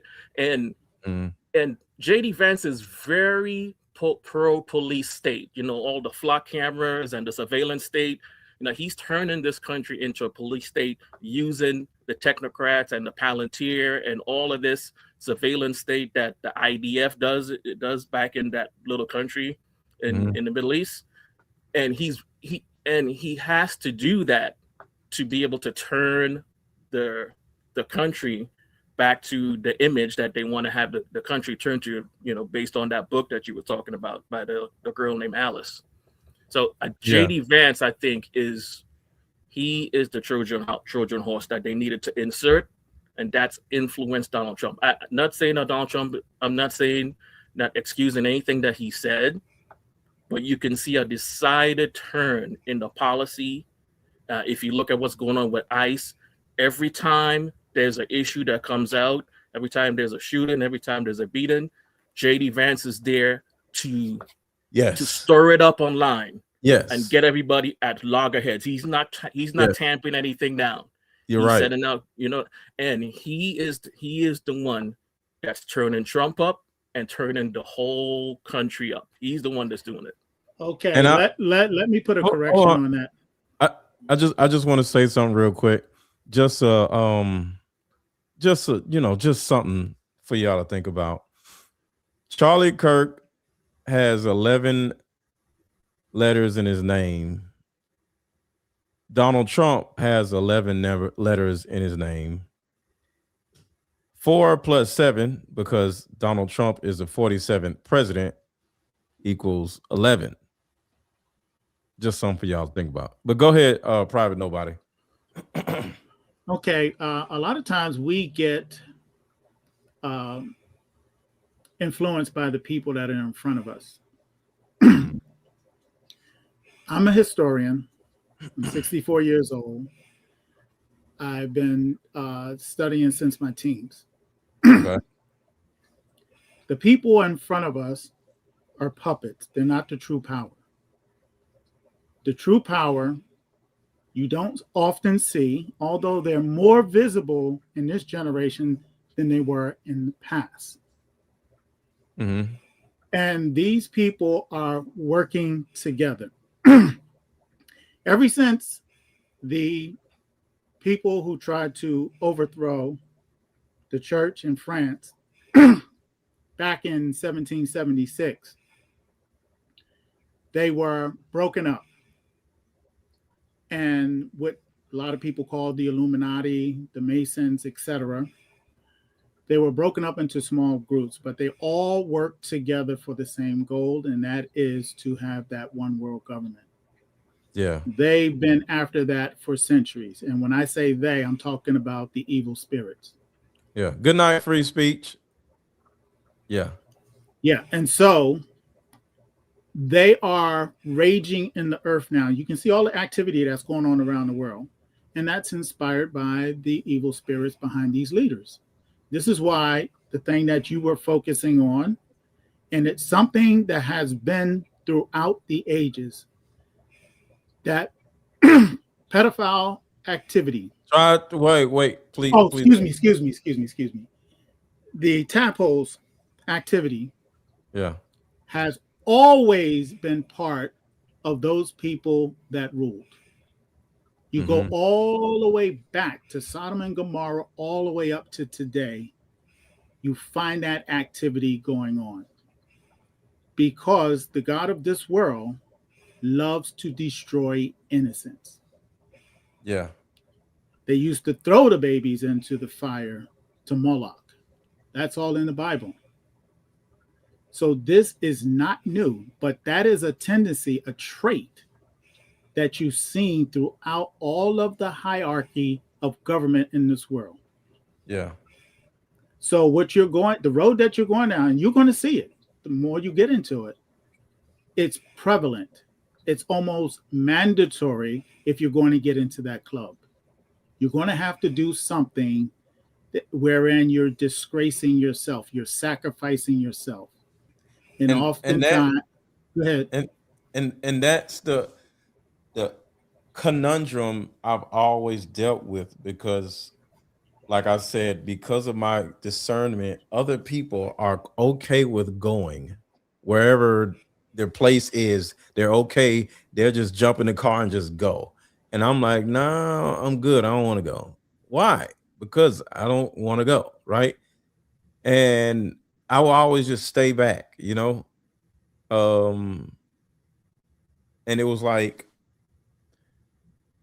I think it's important for all of us to be able to be okay with not going when everybody is going, Yeah. And in the movie Boys in the Hood, I forgot what his name was, but he was like, yo, let me out.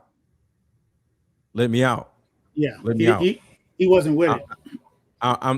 So I'm the person who's just like, let me out, and everybody looking at me like I'm crazy because I see something. I don't want to go, right? Because I have to operate off my own fruition and not somebody else's, And I think it's something that keeps happening. And hold on, I forgot. I ain't got now super chat. I mean, I ain't said nothing about no super chat. So shout out to 14, 18, 21. You gave the gift of you have the gift of discernment, prophetic and chosen. Shout out to Allie. Hold on. Allie, you still in here? I was so caught up. I ain't even seen your super chat.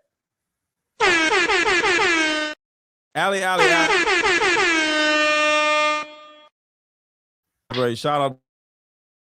Thank you for the super chat.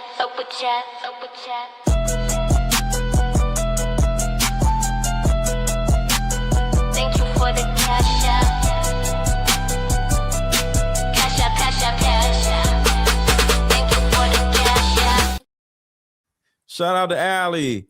Allie says, I believe in you. Thanks for advocating for the touchy subjects. Some churches are sus, and you know what I went through. Exactly. So shout out to Allie. I don't know if you're still in here. And yeah. I don't. I ain't even pay attention to the darn super chats. But yeah, so I know a lot of people don't went to bed. But yeah. So I enjoy my discernment. I appreciate my discernment, but my discernment keeps me out of certain rooms. But just like y'all are saying, some rooms you don't need to be in, but other people don't know how to say no. Go ahead. I've been the same way throughout my life. Yeah. I always was separated. And I think that came from my father, who was a very spiritual man. And he was sort of like an outcast because he had revelation. He had sight. God had given him visions. Yeah. And some of the things he told me 30, 40, 50 years ago are happening now. So he was also prophetic also. It's, it's one of the things that stands out where he talked about in the end times that the woman will be the problem. And sure enough, we got feminism. He said they will flood, and he said this about 40 years ago, that they will flood this country with immigration to destabilize the country, to take over America, to disarm, so it can come into the New World Order. Because right now, we're the last bastion in the world where the citizens can bear arms. And it just came out today. I think I got the video because I think I downloaded it. It might be, let me see if I can find it real quick. But the woman was just saying, she was saying, listen to this. Donald Trump is about to try to stop us from bearing arms. And I was like, oh shit. She just said it today. Oh, here it is. I got it. Damn. I be downloading the hell out of stuff. Hold on. I'm about to show it to y'all. So I'm glad you just said that because it goes right along with this video that I downloaded about 2 hours ago because it all makes sense. We're the last country that is okay with their citizens bearing arms. And now, and this is what I'm saying, y'all, he is now free to be evil. So check this out. This is crazy. He's going to try to take your guns. Yep. All right, hold on a second. All right, here we Hey, go. Ding Dongs, he's going to come for your guns. He's going to try to take your guns. Not the libtards. Your orange Jesus is going to try to take them. Look at this. Well, that being said, you can't have guns. You can't walk in with guns. You can't walk in with guns. You can't do that. So, it's just a very unfortunate. Some of us tried to tell you. Some of us tried to tell you authoritarian regimes do not allow their citizenry to have guns. They don't allow them to be armed. What do you have to say about this? Huh? Interesting, isn't it? Interesting that the Second Amendment could be actually taken down by your guy. You sure on that position about Alex Preddy? You sure? You want to go with he shouldn't have been armed? Because he's rocking with it. He's going to take that and roll with it. So, according to what she's saying, that Minnesota situation was an act. A psyop. That was a psyop meant to make it look like, see, this is the reason why people don't need to have guns. If he didn't have a gun, he wouldn't have died. He died because he had a gun. So let's take everybody's gun away because I'm just sick of all this stuff. Every time you turn around, has something to do with a gun. Just take all of them. And shout out to Gene Sweeney. Thank you so much for the super chat. But it's a narrative. And just so you know, that's the future. That's what we're seeing in ICE. That's the future of policing. The reason why ICE acts like that, and the reason why they don't care, is because we can't prosecute them and we can't sue them. No, we can't. They have they're indemnified, so they have qualified immunity, and they're indemnified from ever being sued. Yeah. The police in our local jurisdiction, they have qualified immunity. So you can sue them, but it's very hard. They have qualified immunity. That's and correct. there's another side of this too. Shout out to Simply Tales. Thank you so much for the $5 cash app. Simply Tales, thank you so much for the $25 super cash app. For the next person, please. Great show as usual. Thank you. So, in my opinion, and y'all let me know what y'all think about this. They're so aggressive. They want somebody to shoot them. Yes.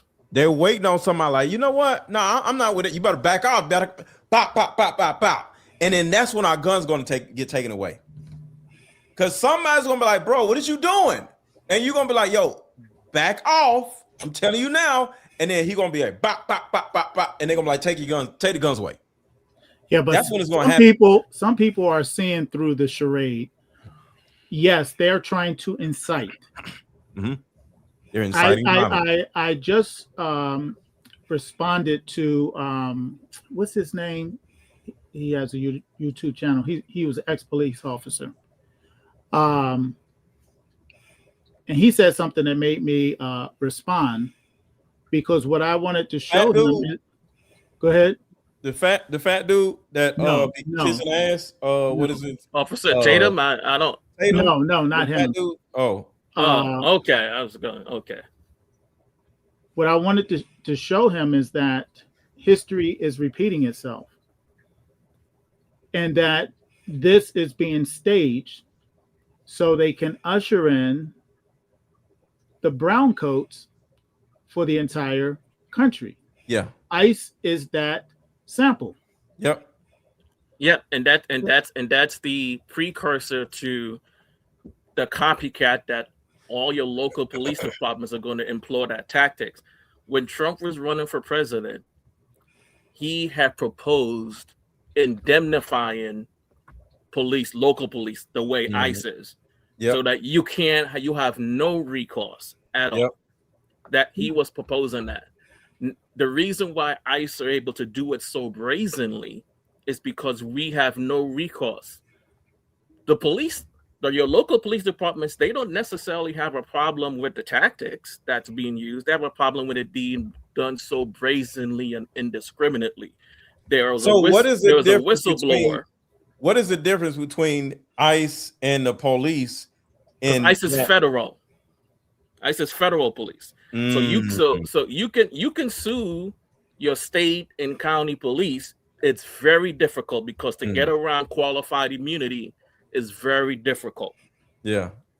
Your federal police basically have almost absolute immunity unless the AG decides to charge them, which is almost never going to happen. It's very, very hard. And when Donald Trump was running for president, he had proposed indemnifying your local police, which would effectively make them just like the federal police. Yeah. When people were saying, "Oh, well, the federal, they just need to be trained more," I'm like, "What? They don't have any incentive to be trained better. They don't have any incentive to act less than indiscriminate the way they have. Because what are we going to do? We can't do anything. We can't do anything." And there was a whistleblower in the ICE that basically said that the police were a lot of the local police in Minnesota, they're upset. And you know why they were upset? Because they're jealous. They said they're upset with the way that they're doing it. They didn't say they're upset with what they're doing. Yeah. They accept a lot of what they're hearing is a lot of the local police were upset the way that they're doing it because it makes them look bad. Yeah. Police are very, very It does skilled. make the police look bad. You're right. Because your local police departments are that's why they have an information, like they have a whole section just based on sending out information. The police are very, very good when it comes to your local police department, your county. When it comes to when something goes down, they put somebody in front of the camera, they sanitize the situation, they make it. These guys, why Trump fired that guy, the head of ICE in Minnesota, is because what they were saying was so outlandish. They were doing a terrible job of cleaning it up after the fact. Yeah. it was so obvious. Yeah. So what you see in there them doing is to get you naturally agitated. Right. And eventually you're going to get used to seeing it. Mm-hmm. So that when your local police does it, it's like the Overton window. Oh, right? Yes. The Overton window. You get so used to. So it's like this. If we're used to these idiots doing all this, we're going to start being okay with whatever the police do it because the police is better than ICE. Well, at least I'm not ICE. Okay. Yeah. Okay. You're right. They do it now. Yeah. When you hear people argue with the police and say how they're being strong-handed and they're not following the Constitution, what's the first thing they say? They say, "Oh, you want to go to China and see how their police do it?" Yep. So they always will send you to the extreme. They say, "Oh, you want to go to Mexico and see how their police do it?" to make themselves good. So they do it now. Instead of following what the Constitution says. Yeah. That's why they say right now a traffic stop can be the most dangerous thing that you can get involved with the police, because so much turn out bad, people getting killed or maimed or broken bones at traffic stops. Yeah. Not actual crimes. Mm-hmm. And YouTube is full of them. All these different attorneys bringing all these cases out about what's happening at these traffic stops. And yes, they're getting just as bad as ICE or the Chinese police. Yeah. It's just as bad because that is the tone that's going to be for the whole world. So let me say this. Chinese, they don't even pretend. Hold on. Let me say this. This is very important, especially for men.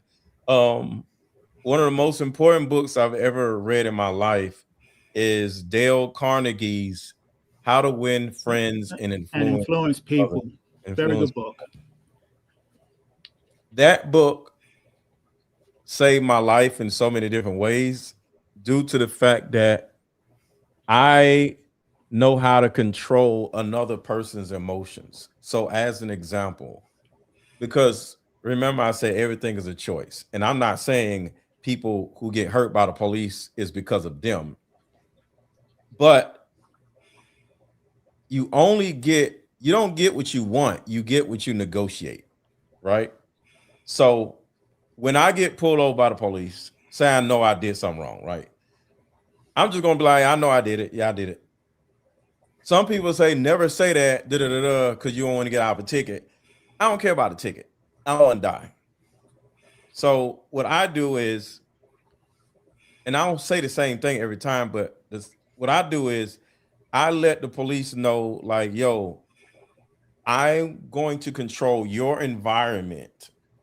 I'm going to make you feel safe walking up to me. So the second you walk up to me, you know I'm in control because of what I just did. As an example, when it's nighttime and I get pulled over, I instantly turn on all the dome lights and roll the windows down, part way, because my back windows are tinted. The reason why I do that is because I want to make the police officer feel comfortable. It's like having a chick come over your house.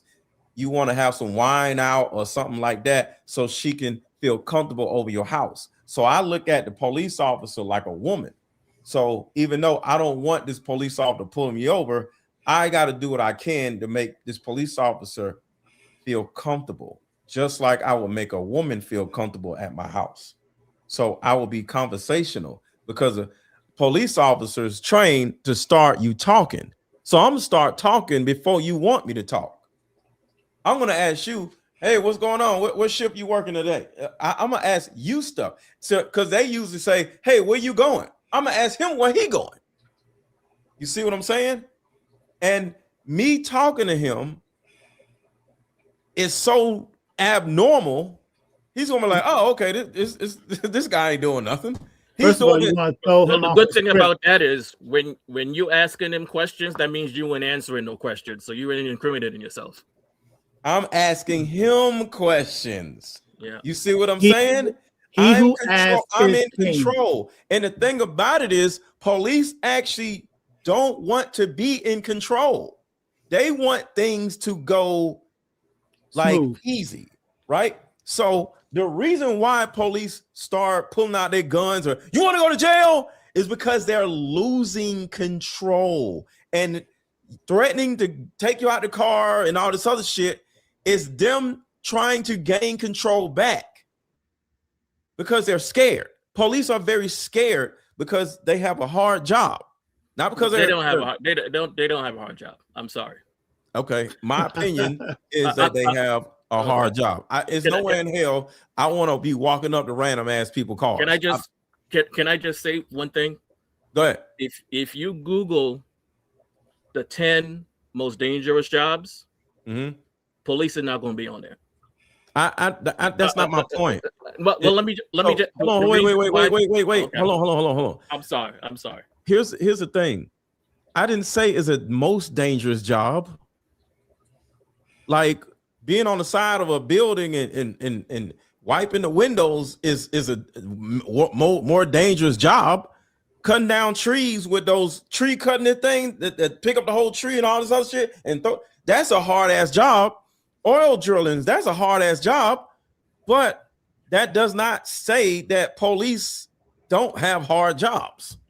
So can I just give you just like a juxt? Yeah. Okay, and I'm not I'm not saying it's like the easiest job. It can have hard moments, but just want to give you just a little bit of reference.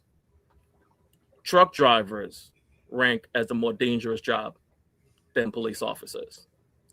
Landscapers rank as a more dangerous job than police officers. You're more likely to get hurt as a truck driver or a landscaper. The reason why what's your point of saying? My point is the reason why we give police officers favor and the exceptions and the power that they have is because we have a perception about how dangerous their job is. And the reason we have that perception, I'll just tell you right now, for me, my favorite show was for Hawaii Five-0.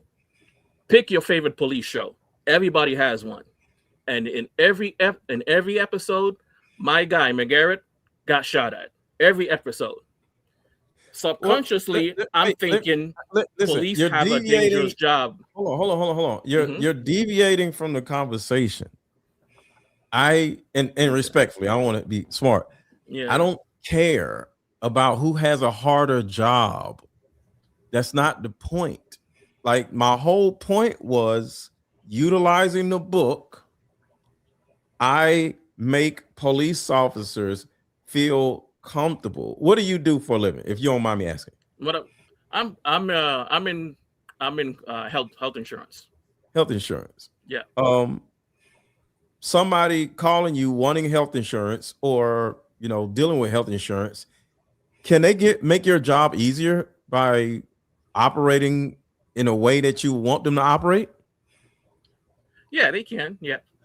That's what I'm saying. So you might think you have a hard job in a certain type of way, but the customer, if they make your job easier, you're happier. And that is my point. I didn't say they have the hardest job. I don't care who has a harder job than police. My point is my job is to make their jobs seem easier when they pull me over. I want them to like me. Like I got arrested because I did not pay a ticket, right? They loved me because I got pulled over and it was about to snow. And I'm like, wait, what? Yeah, you didn't pay the ticket. You got a bench warrant. I literally had to go to jail, right? I was like, okay. I have 2 cell phones. I grabbed both my cell phones, handed it to the police officer. I said, I got to park my car up at that Quick Trip. I'll meet you there. He said, whoa. I said, bro, I just gave you both of my phones. I'm black. You actually think I'm going to give you both of my phones and I'm going to just leave without my phones. I'll meet you at the Quick Trip. I dictated. I did not say, can I? I didn't say, I don't want to, because of course they're going to tow my car. No, I'll meet you at the Quick Trip. He got his ass in the car, and I drove to the Quick Trip. When I got to the Quick Trip, it's about to snow. It's cold outside. He's still waiting on because he needs to know where to take me because I'm about to go to jail. I'm like, bro, can you arrest me? It's cold outside. He's like, what? Bro, it's cold, man. Like, come on. He's like, okay. So I locked my car up and he put me in the back of the car. He's like, yo, I ain't never in my life had nobody just say, can you arrest me? I'm like, I'm finna go to jail. I don't care. I'm gonna get back out. It's not a big deal. We had a great conversation driving there. So my point is, I have a mindset of if I take your threat away from you, I have the power. Because the only power to a certain degree a police officer has is you want to go to jail or you want to go home. You can take me to jail. I'm cool. He ain't got no power now, unless he want to shoot me or something. It's you, and I think you're giving sound advice. I think that is sound advice. I think like I'm never the one that's going off. I think you need to have control of your emotions. Me personally, I've watched thousands of videos and a lot of body camera. That's the channel that I'm trying to do with police, and I kind of have even talking to police. There's a police officer named Dominic Izzo, and he talks about when he was a police. And he talks about all the shitty things he used to do to people. And he said, and one of the things he said was, he had so much power as a police to do whatever he wanted that it was the most addictive thing that he ever had to do. Yes. And they're not going to give that power up. Even though our Constitution says they're supposed to serve the people. You don't have the power. See, the thing about it is, and this comes from the book. When you make the police officer feel like he's in control, I gave him the ability to be in control. Do you see that? Yeah. I gave him the ability to be in control. It's like having your girlfriend. It's like having your girlfriend, right? And you say, she live with you, you pay all the bills. Say you pay all the bills, right? And you like let her tell you what to do, right? And she's like, you didn't do this. Okay, I got you, right? I'll take care of it, right? And you listen. You gave her control, which means you are the one that's in control because you're the giver of control. So I put myself in a position where I am the giver of control, because the key to being in control is by giving it away, is by delegating it. So as long as you dictate the options, not commands, the options to the police or to whomever, they now have to pick one. And if they're picking an option, who is in control? You. Exactly. Now I can summarize that from the good book. And that is humility. Humility gives people options. Yes. Because the biggest, you talked about, DC was talking about how the most dangerous person is one that does not think they have options. There you go. Because they feel that they're in a corner. Yes. You give them options, they feel safe. Right. There's a principle in the 48 Laws of Power that also brings that out also. So you want your adversary to feel that they're in control, but at the same time, you're dictating terms. And when you inflate the other's ego, now you de-escalate any type of animosity that the cop might have had when he got out of the car. It flips the script because he's coming at you with the script. All police officers are trained having a script to get you to talk, to incriminate yourself. Yeah, how fast you think you were going? But if I start talking to you and you start incriminating yourself, If I be like, all right, damn man, you caught me. I did a U-turn. I did a U-turn in the middle of the street one time, right? And I got pulled over. I was like, where the hell was you at? You know, I don't light on. He came up. Where the hell was you at? Huh? What? Where was you? Like, what in the world? You just came out of nowhere. He was like, oh, I'm over there. Damn, I thought I was going to be able to do my little U-turn and get up out of here. Damn. I'm yelling. I'm yelling at him. But he's like, it's all good. Guess what? He didn't give me a ticket because I was yelling. Because I was joking with him like, damn, all right, you got me. Another time I get pulled over. I was weaving. I forgot what was going on. I wasn't drinking, but he was like, yeah, I see you weaving. I was like, man, and I had my phone. I think it was because of my phone. I had my phone like in a little thing where my cup holder is. And I'm like, man, my dumb ass over here looking at YouTube videos.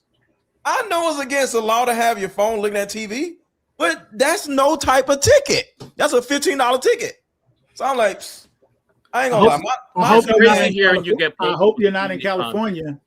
I'm in Atlanta. So I'm like, okay. But I want y'all to think about the mentality. He's not going to give me a ticket, even if it's an offense. I'm like, my dumb ass looking at YouTube videos. He's like, that's not good. I know. I need to cut this shit off. I'm cussing in there. I need to cut this shit off. Next thing you know, he's like, just be careful. Didn't even get my license. Just let me go. Because his job is to see if I'm drunk, to see if I'm a drug dealer, to see if I'm this. But if I'm up here criticizing myself, calling myself stupid, and saying I did something wrong, I ain't got no drugs. I ain't drunk. Because who's crazy enough to do that? They're like, all right. Because they're not here to pick me up. They're here to go after the bad guys. I'm just a dude that's looking at YouTube videos. Yeah, I don't know. One last thing. I'm the wrong guy to talk about. Hold on, That's hold on. not. I don't. Wait. One last example.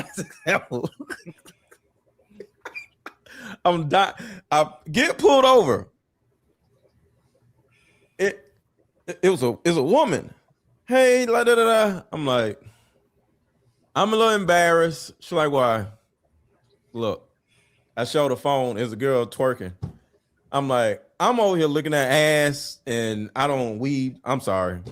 She's like, she busted out laughing. She can't give me no ticket. I'm like, do y'all understand what I'm saying? I understand what you're saying. Like, you gotta be able to do something to make the person feel comfortable, and they're not gonna do nothing because they're not here for you. They're like, all right.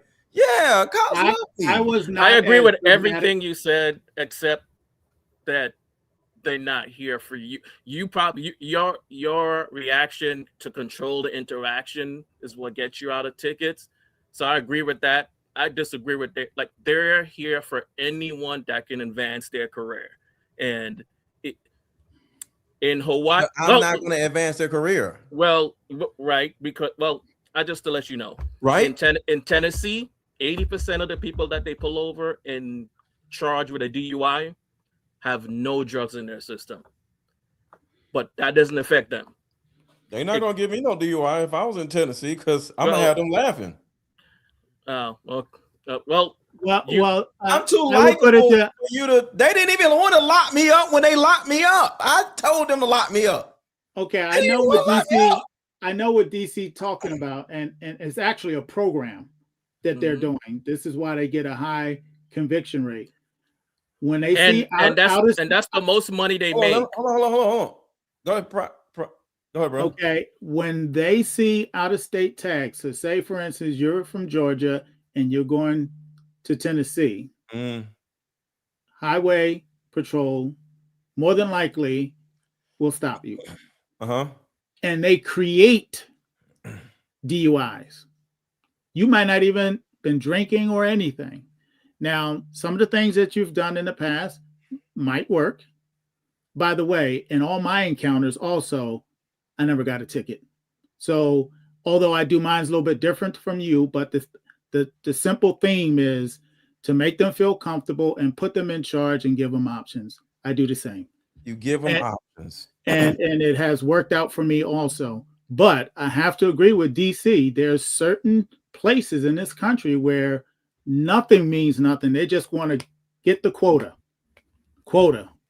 And they make a lot of it's when you hear that's their major revenue.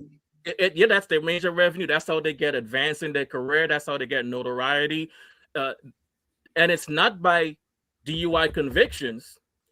In Hawaii, the Hawaii Police Department, 80% of their convictions their DUI arrests had to be thrown out because there is not just there's less than the DUI, it's zero evidence of drugs or alcohol. DC, yeah. I just need y'all to understand. Because I understand what y'all are saying. I get it.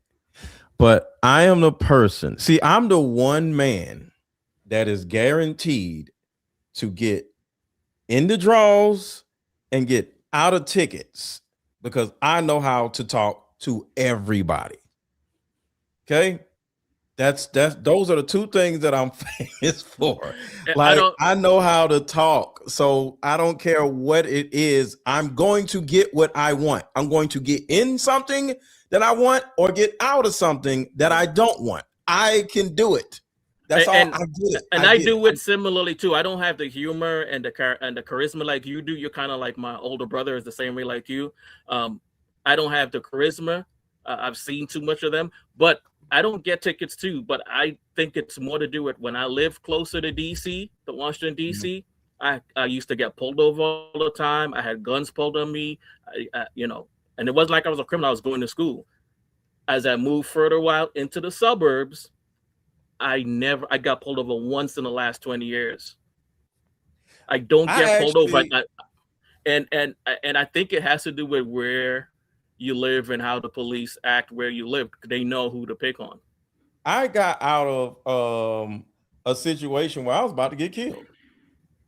I drove for Uber when I first started my entrepreneurial world or thing. For like 2 years, I was driving for Uber, right? I picked up, and this is a true story. I picked up somebody, and it was a Uber share. Right, so you picking up different people, right? Yeah. I had a guy sitting in the back seat, older guy, and then we're picking up some girl, right? And this is just like about manipulating the police. And I get to the spot, and it's two guys, not a girl. So I'm like, "Yo, what's going on?"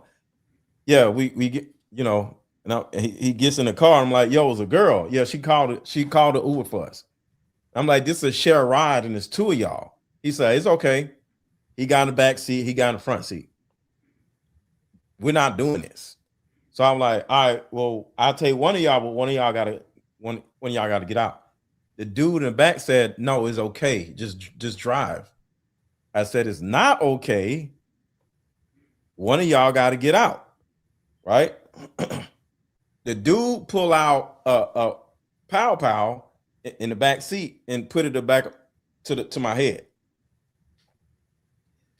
I gave him options. I said, bro, you actually gonna pow me in front of wherever y'all at. So you're gonna hit me, pow me, and blood gonna be all over the place. And then what? I ain't got no money and blood gonna be all over the place. Then what you gonna do? You still gonna have to walk to wherever you going or catch another Uber. So it will make more sense to just go on and get out and just get your girl to call another Uber, because I'm not going nowhere since you don't pull the pow on me. You think I'm dumb? You wanna put me in it? You think you gonna have me drive and I'm gonna be in a ditch somewhere? I ain't going nowhere. You just gonna have to pow me, get blood all over the place. Go ahead, do what you gotta do. I gave him an option. You can either do it or you can get the hell out. They got out of the car. The dude in the back seat gave me all the money that was in his wallet because he thought he was about to die. But do y'all understand what y'all saying? That's a customer service principle that they actually pay a lot of money. It's called solutions with options. And that's exactly options, what you do. No matter what it is, I gave on the option. You can do this and have a bad situation because now you got a murder charge for what? Or either you could just get out and go about your business. Yeah. Yeah, I do think you giving sound. I do think you're giving sound advice. And it's something that people should heed. It's just we kind of get off my fault because when I look at the institution of policing in this country, the way it's done, a lot of people analyze them as if it's an apples to apples comparison. It's not. They're not. They're not the same. Yeah. What about the institution of DC? The institution of you. Mm-hmm. See, I don't care about the institution of policing. They care about the institution of Mr. Let Go. I'm the institution. Okay. I don't give a damn about now other institutions. I don't give a damn police, college.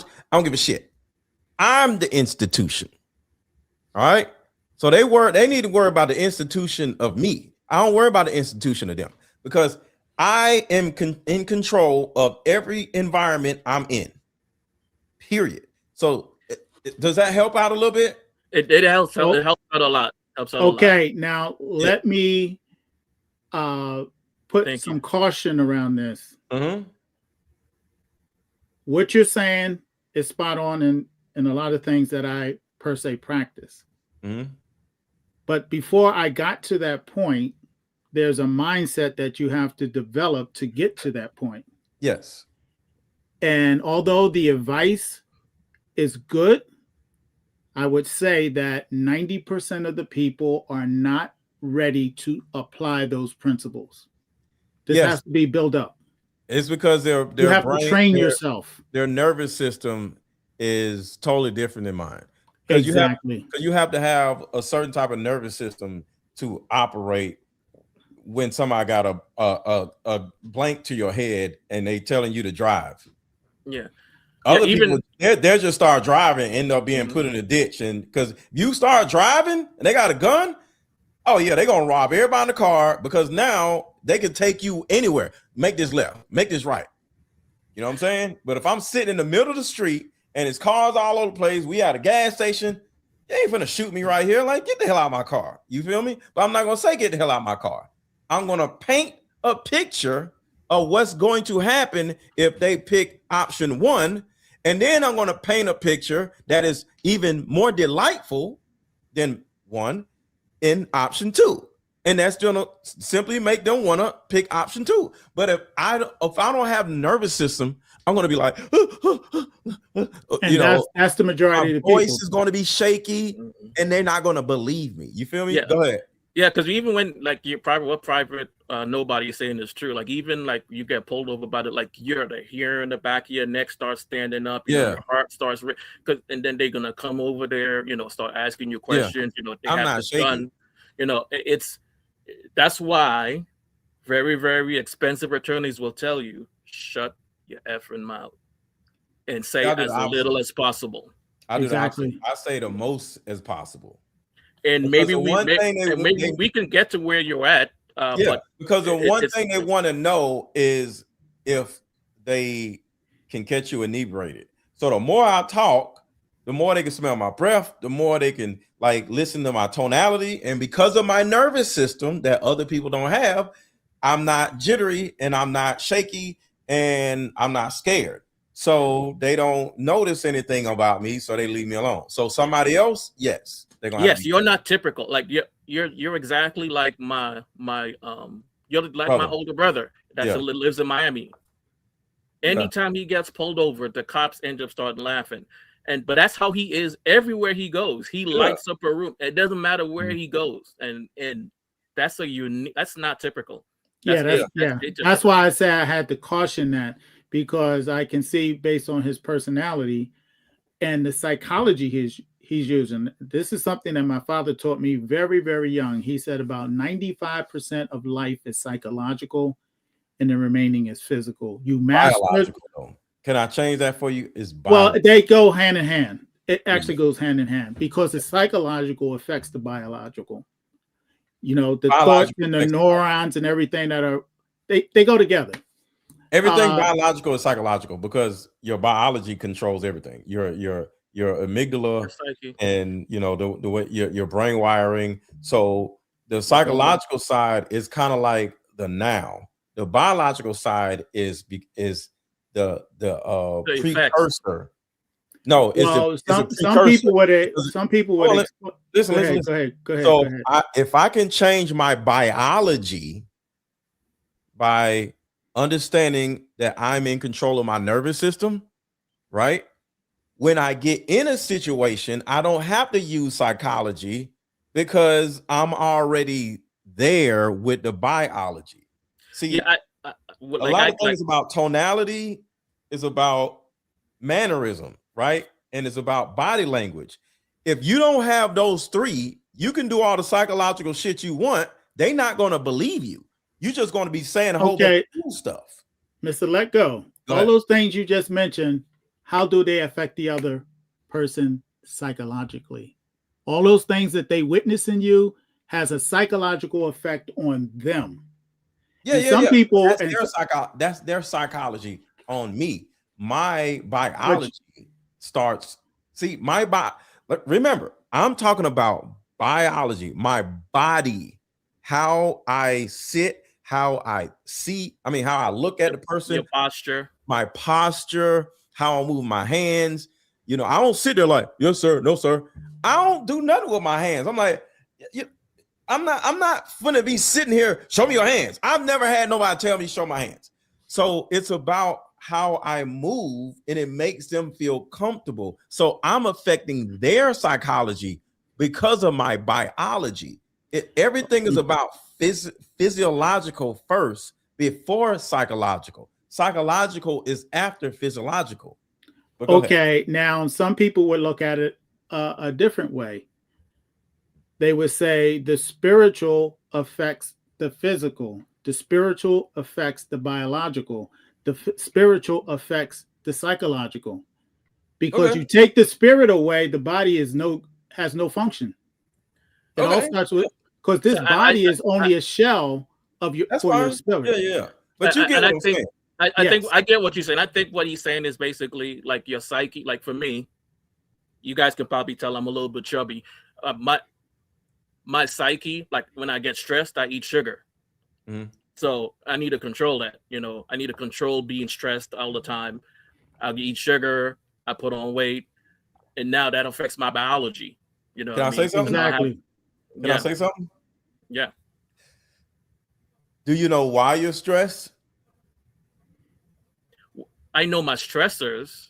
What? Name one. Honestly, listen to other people's problems. Say it again. Listening to I work in healthcare, so I hear a lot of people's problems all the time. Oh, that stresses me out all the time. I'm in the legal profession, so I can relate. Why do you care? I mean, because I care because I can't give, like, I can give a lot of solutions, and that gives you a little bit of, satisfaction from being able to provide solutions. But in healthcare, why does it give you satisfaction? Well, in healthcare, you can't. What stresses me is I can't give everyone a solution. But why does it feel satisfying when you give good solutions? Why do you care? Either way, I guess. I mean, do you see how that's a stressor? See, I don't care. Just like giving people solutions is my job, so I feel like for me to be able to do it good, for me to be able to do that as highest, I feel like I have to care. So I think that's an issue with a lot of people. I'm a coach, right? Yeah. I give advice or I ask questions and help them answer their own problem, right? But regardless of what, I have a mentality or an ideology that says I'm never going to care about you more than you do. So I don't give a shit. So if I give you some information and some tools, I don't give a damn if you use them or not, because apparently you don't care. And if you don't care, I don't care. But if you care, I can care with you. Does that make sense? So my job is just to give you the information, give you the tools, and let you go about your business. I don't care what you do with it. So you say you were a coach. So you think, like, if I was to hire a personal trainer, for example, right, to get me back in shape, yeah, you think that would be a quality that I want to look for in a personal trainer? One that just gives me the tools and it's up to me whether I use it or not, and not really care one way or the other? Yes, because it's not my body, it's your body. So the first thing I'm going to say is, how bad do you want to change your body? And then you say real bad, I'm going to repeat that to you when you give up. I'm not going to care. I'm going to be like, wait, you said you cared. So do you want to do this or do you not? Because I'm going to give you some options. I'm going to be like, you can stay the way you are and have the same life, or you can get your ass over here and do what I asked you to do, because I'm good. So what are you going to do? Not what I ain't going to do nothing. What are you going to do? And it's going to be up to you to do that yourself. It's about whether you care. I'm not going to ever care. I don't care about my kids more than they care about themselves. If my kids want to go be a crackhead prostitute, I told them a long time ago when they was little, if you want to go be a drug addict or whatever, you ain't living in my house. I'm going to bring you some McDonald's and some hand sanitizer, because I don't want your little nasty hands touching me. I'm going to drop you some McDonald's little cheeseburger under the bridge, and I'm going to sanitize my hands after I leave. Play with me if you want to. This is your life. You're going to do what I asked you to do, or I'm going to bring you some McDonald's under the damn bridge. Do some stupid shit if you want to. You been looking crazy. You ain't living in my damn house. Now that sounds like my father a little bit. And one of the girls tested it, and she was only around 15 years old, got pregnant. So you got to get out of here. Because I wouldn't do that. That's different. I say crack. Well, his position based on his religious beliefs, his spiritual beliefs. I really don't like to use that word religion. By having her there out of wedlock, it was like condoning sin. He said he can't have sin under his roof. So he don't have sex? As a married man, he did, yes. Was he having sex before he was married? What makes him married? What makes him married? Exactly. Good question. If you read there, well, that's what we're going back to the Bible before. When Jacob was wed to Leah, right? They didn't have a pastor. They didn't have a government signed contract. Right. He got permission from her oldest male relative. He labored her in the tent, and that was his wife. You see, the church, what Mr. Letgo was talking about earlier on, has put in with the government. It convoluted everything. And your pastor signs a marriage certificate from the state of whatever, insert whatever state you're from, Atlanta, wherever. He signs a marriage certificate with that government. And that government also says that the types of marriages that government condones is nothing like the types of marriages that are in the book that he's purporting to preach to his people. Okay. I'm in the legal profession. And we were born in sin. Okay. Like I stated earlier, I'm in the legal profession, and that's one of the things that I focus on. First of all, I teach people how to come out of the public and operate in the private. And one of the things for those that call themselves married through the state is that you have to unwind that, because when people got married through the church, and if that pastor or whoever that official was saying, and this power invested me by the state of, That's not a marriage before God. Mm-hmm. Okay, first of all, Correct. they are operating what they called legal persons. So by wedding through the state, you have your person, her person, and the state. It's a three-way contract. It actually is a trust. And by doing that, that's how they get jurisdiction over the marriage. And your kid. And ain't nobody gonna have jurisdiction on my damn marriage. Everybody kiss my ass. Ain't no way in hell. I remember what we said earlier, right? What you said, Mr. Private Nobody, earlier is that the leaders of the government are led by the Prince of the Air, who is correct. House Satan. Absolutely. Right? Yeah. So when you get married under the state, you get married under a evil demonic government. Amen. Facts. So we're all in agreement there. And speaking of evil and demonic, I want to show y'all a picture. I don't know if y'all were watching when I brought up Kai Cenat. Some of y'all may have seen. Okay. Yeah, I didn't know he had these issues you're speaking of. Yeah, he's now a sissy. No, that is not. He's dressing like a woman. I don't care. So this man was on top of the world. This is not AI. He was on. No, that's him. That's his. He's in fashion. Okay, and that's what's happening. So this is all demonic. So there's a woman. I forgot her first name. Her last name is Barakovich. And all of these people go to her to do devil worshiping. I knew exactly what it was the first time I seen it. I think I deleted the Barakovich stuff, but I'm looking now to see if I still have it. But altogether, it's here it is. Every time I see a young black man want to get into fashion, Abramovic, and her work is the Metropolitan what they call a familiar spirit.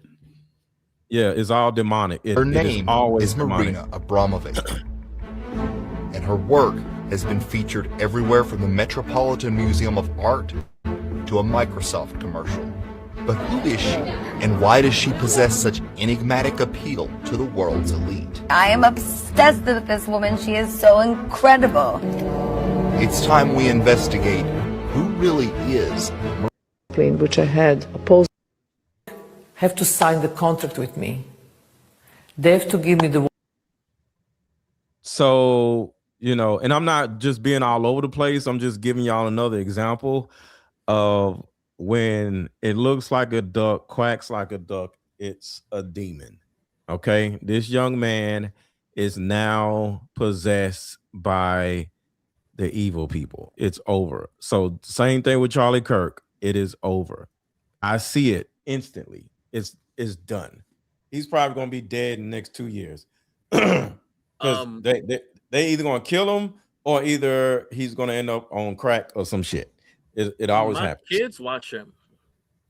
It's over for him.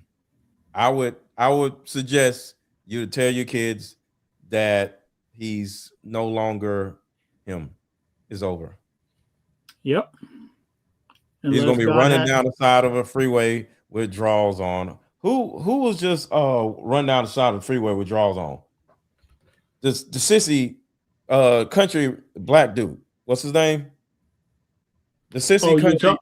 You're talking about. Yeah. I know what you're talking about. I know you're talking about. Yeah. They married the blonde chick. Yeah, I know you're talking about. No, the country singer dude. He's gay. Lil Nas X. Oh, Lil Nas. X. Yeah. Wasn't he just walking down the street with drawers on? I didn't hear that one. I didn't hear that. Oh, I'm not gonna play it, but just look up Lil Nas X on your phone right now if you want to. Lil Nas X walking down the street in his drawers. He's literally in a psychiatric ward. That's what they you turn gay, and then they don't be gay. They turn you gay, and then you end up just losing your mind, and you just end up walking down the street in your drawers. Put a 1 in the chat if y'all know what I'm talking about, with Lil Nas X walking down the street in his drawers. That's old news. Yes, that happened last year, long time ago. Yeah. So what I'm saying is Casanat, in about another year or so, he's gonna be walking down the street in his drawers gay. It's like they saying, man, all money ain't good money. Yep. Well, he had the money. That's what's crazy. He had the money. But he wants power. He had the money. He's a streamer. So he got seduced by the strong delusion that the people that would grant that to him, they have to be paid. They have to be paid with his life. Exactly. Yep. See, once you start getting a whole bunch of views and all this other stuff, somebody's gonna come see you. That's correct. So you guys remember when they announced that they found Charlie Kirk shooter, and the FBI director Kash Patel had said something to the effect of, rest easy now, Charlie. We have the watch, and I'll see you again in Valhalla. Yep. What is he talking about? Like, I'm going to see you. Charlie's supposedly Christian. He is supposedly Kash Patel is supposedly Hindu. How are they going to meet up in this place, this mystical place called Valhalla? Valhalla's actual place is on Epstein Island. Oh, that's where it is? You can look it up. It's on Epstein Island. And I didn't know that. I got the watch. I think that means I got your back. Because he may still be alive. So here's what's crazy, right? In Revelation, the Antichrist, it says that he's going to get a mortal wound that's going to appear that he's dead. Yep. But he's not dead. He's not dead. And Kirk, the meaning of the his name Kirk is church. The Antichrist. He doesn't have all the characteristics given to that particular leader. Characteristics. He's charismatic. He's young, influential. And I don't know. Do y'all know? I don't see that. Do y'all know the story of what he was doing when he met the old dude? Do y'all know? What, his first organization? Yeah, this guy Barron was talking about it on his podcast when he first met him. They went on the road. Like, first of all, how did his parents, Charlie Kirk, let a 21-year-old give up college and go on the road with a 6-7-year-old? Wait. 18 years old. 18 years old. The point of arresting Diddy was to shut down inquiry in. I think they did it to get all the data away from Diddy because he was being sued in civil court. And so they arrest Diddy. What they just are now dead. The famous really turning point steadily grows. College. They need to get you under somebody. If you're influential, they need to get you under somebody. If you're influential, they need to get you under somebody. When Charlie is 18 years old, he speaks at a college. He just seems like any other young American conservative. But at that college, he catches someone's eye.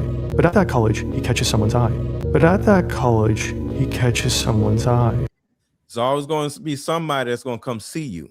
Will Montgomery sees that Charlie gets attention. While other conservative speakers are boring, young people listen to Charlie Kirk. A month later, in September 2012, he and the 18-year-old launched Turning Point USA. What Turning Point USA stands for, what we're trying to do is we're going into the high schools and the colleges to challenge these textbooks that publish flat out falsehoods and fallacies. It's a nonprofit organization established to promote conservative values, specifically among young Americans through high school and college.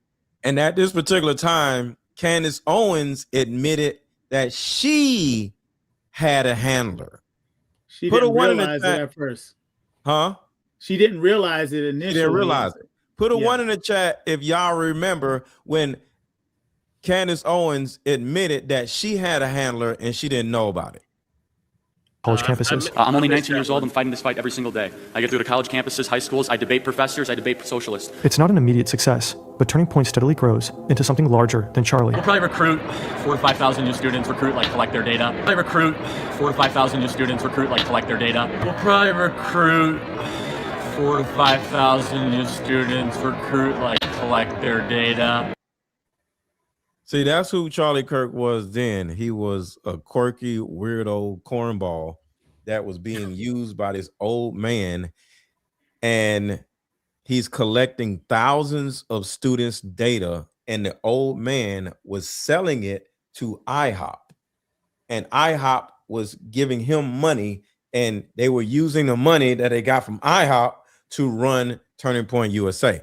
Unbeknownst to Charlie Kirk, Turning Point USA is coming from Alice Bailey, and it's a theological meaning behind Turning Point, and it came from Alice Bailey.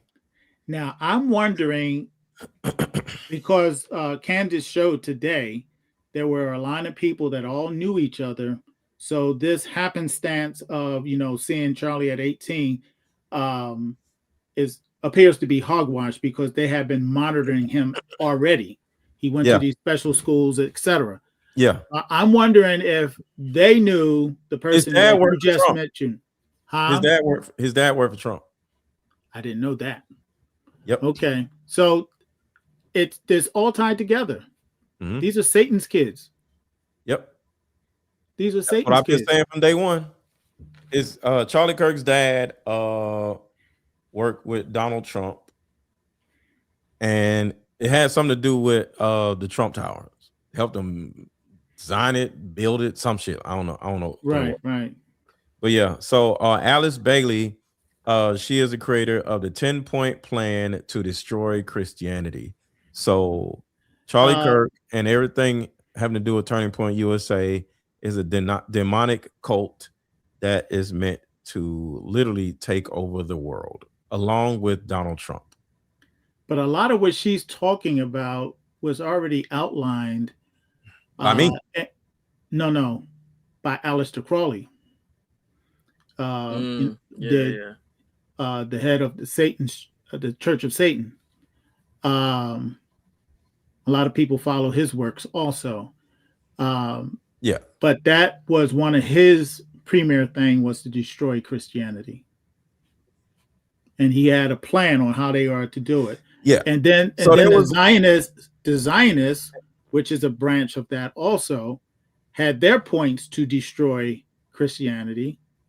And then you had the Catholic organization, they had their plan to destroy Protestantism, which they pretty much have done already. So all the emphasis are against the true believers of Christ. Mm-hmm. And if you notice in the world right now, who is the most persecuted that you don't hear on the news? The Christians. Yeah. Let me show you. Now this was prophesied, so it's not even new. Hold on. Charlie Kirk. It isn't even. The strangest part is the lineage behind it. See, I've been talking about this shit for the longest. Everybody's just catching up to me. Candace is just catching up to me. I've been talking about everybody. Charlie Kirk. Everybody been catching up. It isn't me. even TPUSA. The strangest part is the lineage behind it. Lieutenant Colonel Michael Aquino wrote a book called Mind War while stationed at the Presidio in San Francisco. Not a self-help book, not a political rant, a blueprint for psychological warfare. Mass He's a persuasion, disciple of Crowley. narrative control, cognitive terrain. Oh, you look at and the Aquino eyebrows, was also an open Satanist. He never hid it, never denied it. Aquino and his wife, you are a lieutenant colonel in the United States Army. Correct. Now, and how does the Army feel about you being head of the Temple of Set? The Army has known about my religion for the entire span of my Army career, which began in 1968. And there was a reasonable amount of curiosity, as there has been all the way along, with what exactly is this strange and unusual thing. And I've talked about it in much the same way that I've talked here today on your show about it. Mm-hmm. And other than that, the Army has paid very little attention to it, the same as it would to anybody who is, say, a follower of Hinduism or of Buddhism or any other slightly unusual religion today. So you just go about your army duties and it's fine and okay? Yeah. Now here's the part people skip past. Aquino didn't write Mind War alone. His collaborative with retired Major General Paul E. Vallely. And Vallely is on the board of Turning Point USA. Forward. Vallely sits on the board at Turning Point USA. So take a step back. Strip away the merch, the slogans, the crowd noise. What is TPUSA actually doing? It's not just debating ideas. It's persuasion at scale, changing minds, moving groups, steering perception. And when the same people tied to a psychological warfare playbook are embedded inside a movement built to shape mass belief, coincidence stops being a useful explanation. This isn't about symbols. This is about methods. Because Mind War doesn't care what flag you wave. It only cares that you don't notice you're waving it. You're starting to convince me now. I didn't want, when you said, like we were focusing on Erika Kirk, and you said, no, Charlie is on it too. I wasn't getting there, but now because I've had this conversation on a different podcast, and we're like, because it's not just Erika, all these other weirdos that surround him, and we started thinking, how could he, if he was so smart, how would he have all of these questionable characters? Like, how did he not know that he was like in a cesspool of these bad characters? Not just Erika Kirk, even his chief of staff, Mikey, and all of those people. And now you got to say, well, maybe he wasn't innocent on So remember, I said earlier that I always find myself wanting to get out of the car because I don't want to go. The reason why nobody wants to see Charlie Kirk as the demon is because they want to go. Charlie Kirk was the way. Charlie Kirk is the wave. Charlie Kirk is the thing to talk about on YouTube. You'll get a lot of views. Oh, Charlie Kirk, right? So you kind of like gotta, because a lot of people who talk about Turning Point USA and Erika Kirk, they get a lot more live viewers. They got a lot more views than me because they aren't talking about these things here. They like to stay, and there's nothing wrong with it. Everybody makes their own choices, and people have families and stuff, and they don't want to get into this type of stuff, right? But I've been going down this rabbit hole through the entire time, and everybody look at me like, I like Miss Lego, but now because he talking about trafficking, he talking about devil worshiping, he talking about he's saying Charlie Kirk is a problem. They don't want to talk about how Charlie Kirk is part of the problem. They want to ignore Charlie Kirk being a problem, and they want to just get their views and say Erika Kirk, Erika Kirk, Erika Kirk, Erika Kirk, Erika Kirk, everything. Erika Kirk, Erika Kirk, Candace Owens versus Erika Kirk. No. See, the thing about it is, say I wanted to be like chummy with Candace. Do you think I would be able to be chummy with Candace and be on her show and all this other stuff? And I'm over here shitting on Charlie Kirk, calling him a demon? Absolutely not. Her best friend? No. So they can't talk about the things that I'm talking about because then whoever it is, because everybody has the leeway to do whatever they want to do, and they got families to feed. They gotta be like Erika Kirk, but not Charlie. Charlie was amazing. Yay! Because Candace loves Charlie Kirk. The only one that I've seen that slightly deviates off the path is Didi with a podcast.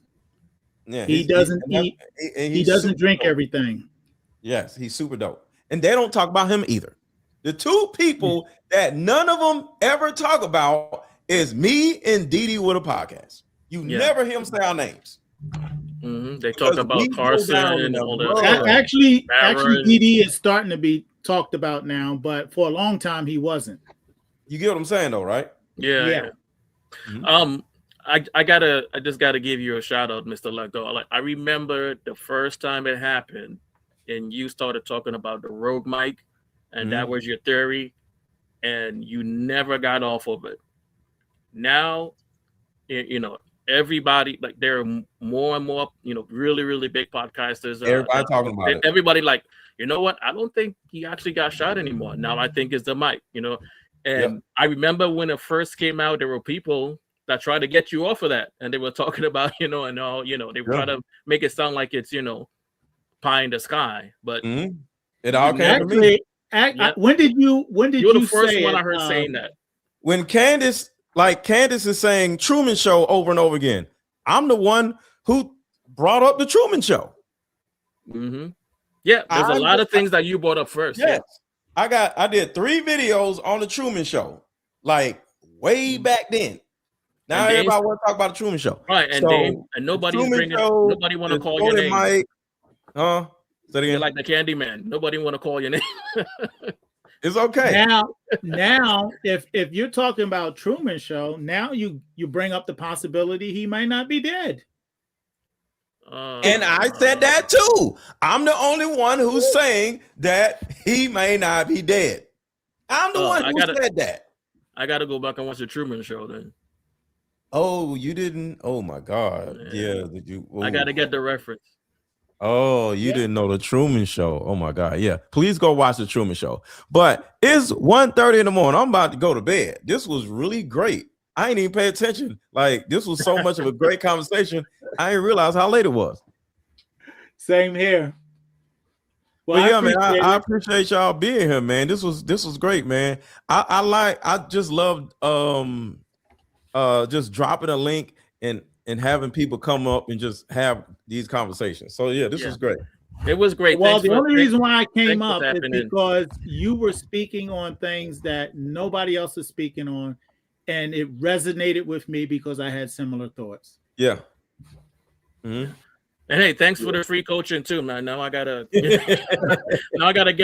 try to kick my sugar habit and get a coach. Thanks for the free coaching. I was going to add to that. If what he said is, if you really want it, you can do it yourself. Everything that I basically learned in life, I went after it with a vengeance. I went to college for about a year. Other than that, all the knowledge that I acquire over the years is because I wanted it and I went after it. I'm in the legal profession, but I'm not a lawyer, but I train lawyers. Okay. Because you got to want it. Yeah. If you truly want it, you do it yourself. You can get on YouTube and find a routine or what have you and do it yourself. I mean, I don't know if it's about the routine. I just need to throw away all the cakes in my refrigerator. It's just well, I want to say this. That's one methodology. My methodology is to not want it. So I don't believe in wanting, because my ideology, I would say, I study Taoism and I operate from a Taoism standpoint. The more you want, the more you are stressed. So the reason why you have all those cakes is because you want. And the less you want, the less you will consume, because you don't have the want. See, the thing about it is, we all have a choice, like I said before, and we all want all this food and all this money and all this that. But once you get it, then what? Half of the people who got all this money, they having sex with men, because once you get all this money and then you get all the women and you start having all these orgies with women because you can get whatever woman you want, then you start messing with men. So the thing about it is, the more you want, that's just like with Kai Cenat. He wants too much. Now he's wearing dresses. I say stop wanting. Stop wanting to lose weight. Just go in the gym and just go in there and start going to the gym to go to the gym, not to lose weight, to just go to the gym and just, get on something and look at other people. And you're going to be like, damn, that's cool. So that's like this. Then you're going to see somebody doing this. Then you're going to see somebody on this. You're like, damn, that looks cool. And guess what? You're just going to start doing stuff. And then when you start getting sore, you're like, yo, I had a workout. Okay. And then you're going to get in the mirror. You ain't going to see shit, but you're going to think you see some muscles because you ain't did nothing yet. Right. But you're going to be like, oh, I see my shoulders. And next thing you know, you're naturally just going to start falling in love with your body getting better or going to the gym. I don't want to go to the gym. I just go to the gym because it's a habit. I don't want to be no big old dude. I go to the gym almost every day. I ain't no big old dude. I ain't going crazy in there. I just go because my whole mindset is I have to earn my food. So before I eat, I gotta make some content or go to the gym. And if I don't make no content or if I don't go to the gym, I don't eat most of the time. Sometimes if I don't feel like doing it, I'm gonna eat. But altogether, I have to earn my food. Do you see how none of them saying has anything to do with wanting? Because my mindset is one of my principles is to want is to suffer. So I'm going to go suffer, and then I deserve some cake now. So you have to deserve the cake. So you got to go do something, go make some money, or go to the gym. Then you can eat the cake. And I would say, don't eat the cake. But if you want to eat the cake, you got to earn it because we're men. Men have to earn stuff. Yeah. So I don't do nothing without earning it. You know what I'm saying? So that's just a mindset of that's kind of like the opposite of wanting, because the problem is the more you want, you're going to get addicted to wanting. Next thing you know, you're going to keep wanting, and then you're going to overextend yourself. You're going to be even more stressed out. And when you said that, a light just went off in my head, because what came back to me was the Bible verse where it says, "Want for nothing in this world." Yes, but to have a relationship with God. Yeah. Yes. And be content where you're at. Yeah. Not, you know. Yeah. Now, with regards to the weight thing, I've been through my experience. I was up to around 250, and I should have been around 185, 180, and to take a different route, but I got my result. You know, I wanted to lose weight.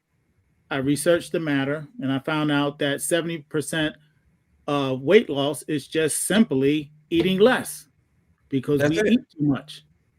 I had some women. Oh, go ahead. Go ahead. And so I had brought myself down to one meal a day. And then there was times I did intermittent fasting, and I lost 52 pounds in 30 days. See, I believe in osmosis. I don't believe in wanting. See, to lose weight isn't to go in there and just start going crazy in the gym. It's to go in there and see everybody else's body. And then you'll see the contrast between you and them. Then you can walk up to how you get the pecs. So that is, I do this. Oh, damn. Okay. And then you just pick up stuff or whatever, and you just around people. Osmosis is when you become what you're around, right? Yeah. You just go in the gym and just fumble around with stuff, and you're just going to start picking up stuff, and then you're going to get to know people, and you're going to be, what up? Now you know everybody knows you or whatever, and then the fine women in there, you're going to be like, ooh, I might be able to get her if I stay here long enough. It's a lot of different variables that happens just being in the gym. And it's not about losing weight, gaining weight, getting stronger. It's just about going. You know what I'm saying? I look at it as osmosis, but you see how my mindset is so different. Yeah. I definitely see. It's just like when they say, if you want to be successful, be around successful people. Mm-hmm. If you want to get fit, or be around, fit people and see what they do and kind of, like you say, copy and paste. Yeah. So, and if you want me to coach you, that's definitely an approach. In my case, I did it solo. All I did is with what I already told you: stationary bike, calisthenics. I did it solo. I didn't have to be in the gym. Yeah. And if you want me to coach you, just send me a DM on Instagram. I'll help you out. Appreciate it, man. Because remember, it's not about fat, weight. It's about what's causing your stress. Yeah. It's never about the food. It's never about the gym. It's about your brain. It's about your biology. Change your brain wiring and you'll change your body. It always starts from the inside and then the outside. I appreciate it, man. I appreciate it. Yeah. But and what did what was his name? James Allen, as a man thinketh, and he shall beeth. What's that again? He shall beeth. For as a man thinketh, so is he. So he is, yeah. So is he. Okay, yeah. Yeah. And it all starts from thought. That's the trigger. That's the energy. Yeah. That gets, those neurons going from the biological, and then it goes from there. So who was the other guy who said thoughts are things? And based on that, if you have control of your mind, something the Bible tells you to bring every thought into subjection to determine whether they're of God or not. So every thought has to be challenged. Every thought that you want to embellish to help you grow has to be embellished. And then if you go on that cycle, on that road, then results will come. And I'm a perfect example of that. Like I said, I didn't go to school for the things I've learned, and I've been in many rooms. I've been with the lowest of lows and the highest of highs, based on what God allowed me to acquire with regards to knowledge. But it was something that was put in me, spiritual in nature, and had me from time to time, because there's times I go real focused. So I just shut out the world and I'm laser focused. Other times I'm a little bit more relaxed, what have you, until it's necessary to get focused again. And right now I'm in a focus period. And some of the things that we talked about tonight and what's going on in the world is all about bringing these things together to paint a picture of where we at and what is rapidly forthcoming. That's right. It's not pretty.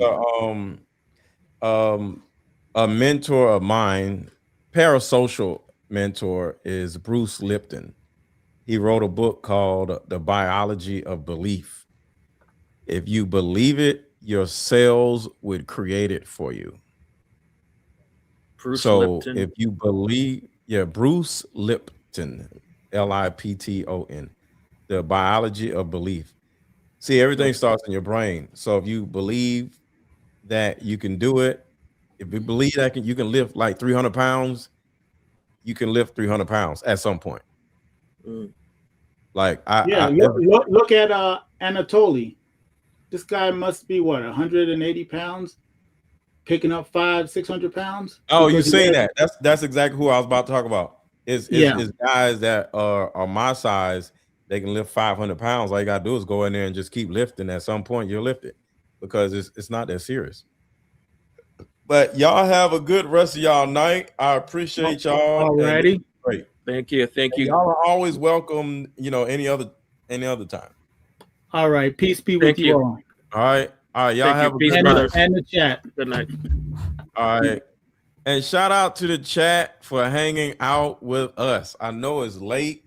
And thank y'all for coming to my emergency live. I was like, it's emergency live. I was just anxious, you know what I'm saying? I was just like, all right, we're gonna get it. Let's do it. So thank y'all for hanging out with me. And I'm gonna do another live tomorrow when I get my bearings about me or whatever. So I'm gonna schedule a live tomorrow and I'm gonna talk about this a little bit more. And so hold on, let me play this first before we go. Let's see. Where's the video? Okay, here we go. So before we go, check this out. way of healing is sweeping the country, and it's a card game called Like Mother, Like Daughter. This game is powerful. My favorite question was, if you could parent me all over again, what would you change? This card game has a mother deck and a daughter deck, so we both have questions for each other. These are some good questions. Do you think I'm a people pleaser? If so, where did I get this trait from? This card game actually helped my marriage, and the questions showed me that I still had unresolved issues with my mom, and I was taking them out on my husband. If you don't do anything else, buy this card game. You won't regret it. Click the link below. Like mother, like daughter, we are the same. You'll see when we play this game. Asia, you said you still didn't answer my question. Did you put it in the super chat? If you didn't put it in the super chat, like what are you talking about? What, I don't know your question. Like, we've been talking. I ain't really been looking at every, like, what's your question before I go? I love you, Bot Shannon. Bot Shannon is crazy. What's your question? I'm finna go. Come on, it's 1 o'clock in the morning. You talking about answer a darn question. What? What's the question? What's the question? Aisha, what is the question? It does not take you this long to ask a freaking question. Oh, okay. I thought you were talking about me. Okay. All right. Talk to y'all later. And make sure to get my mother-daughter card game if y'all want it. I got more card games coming in by February 1st. So get your mother-daughter card game before they sell out. Talk to y'all later.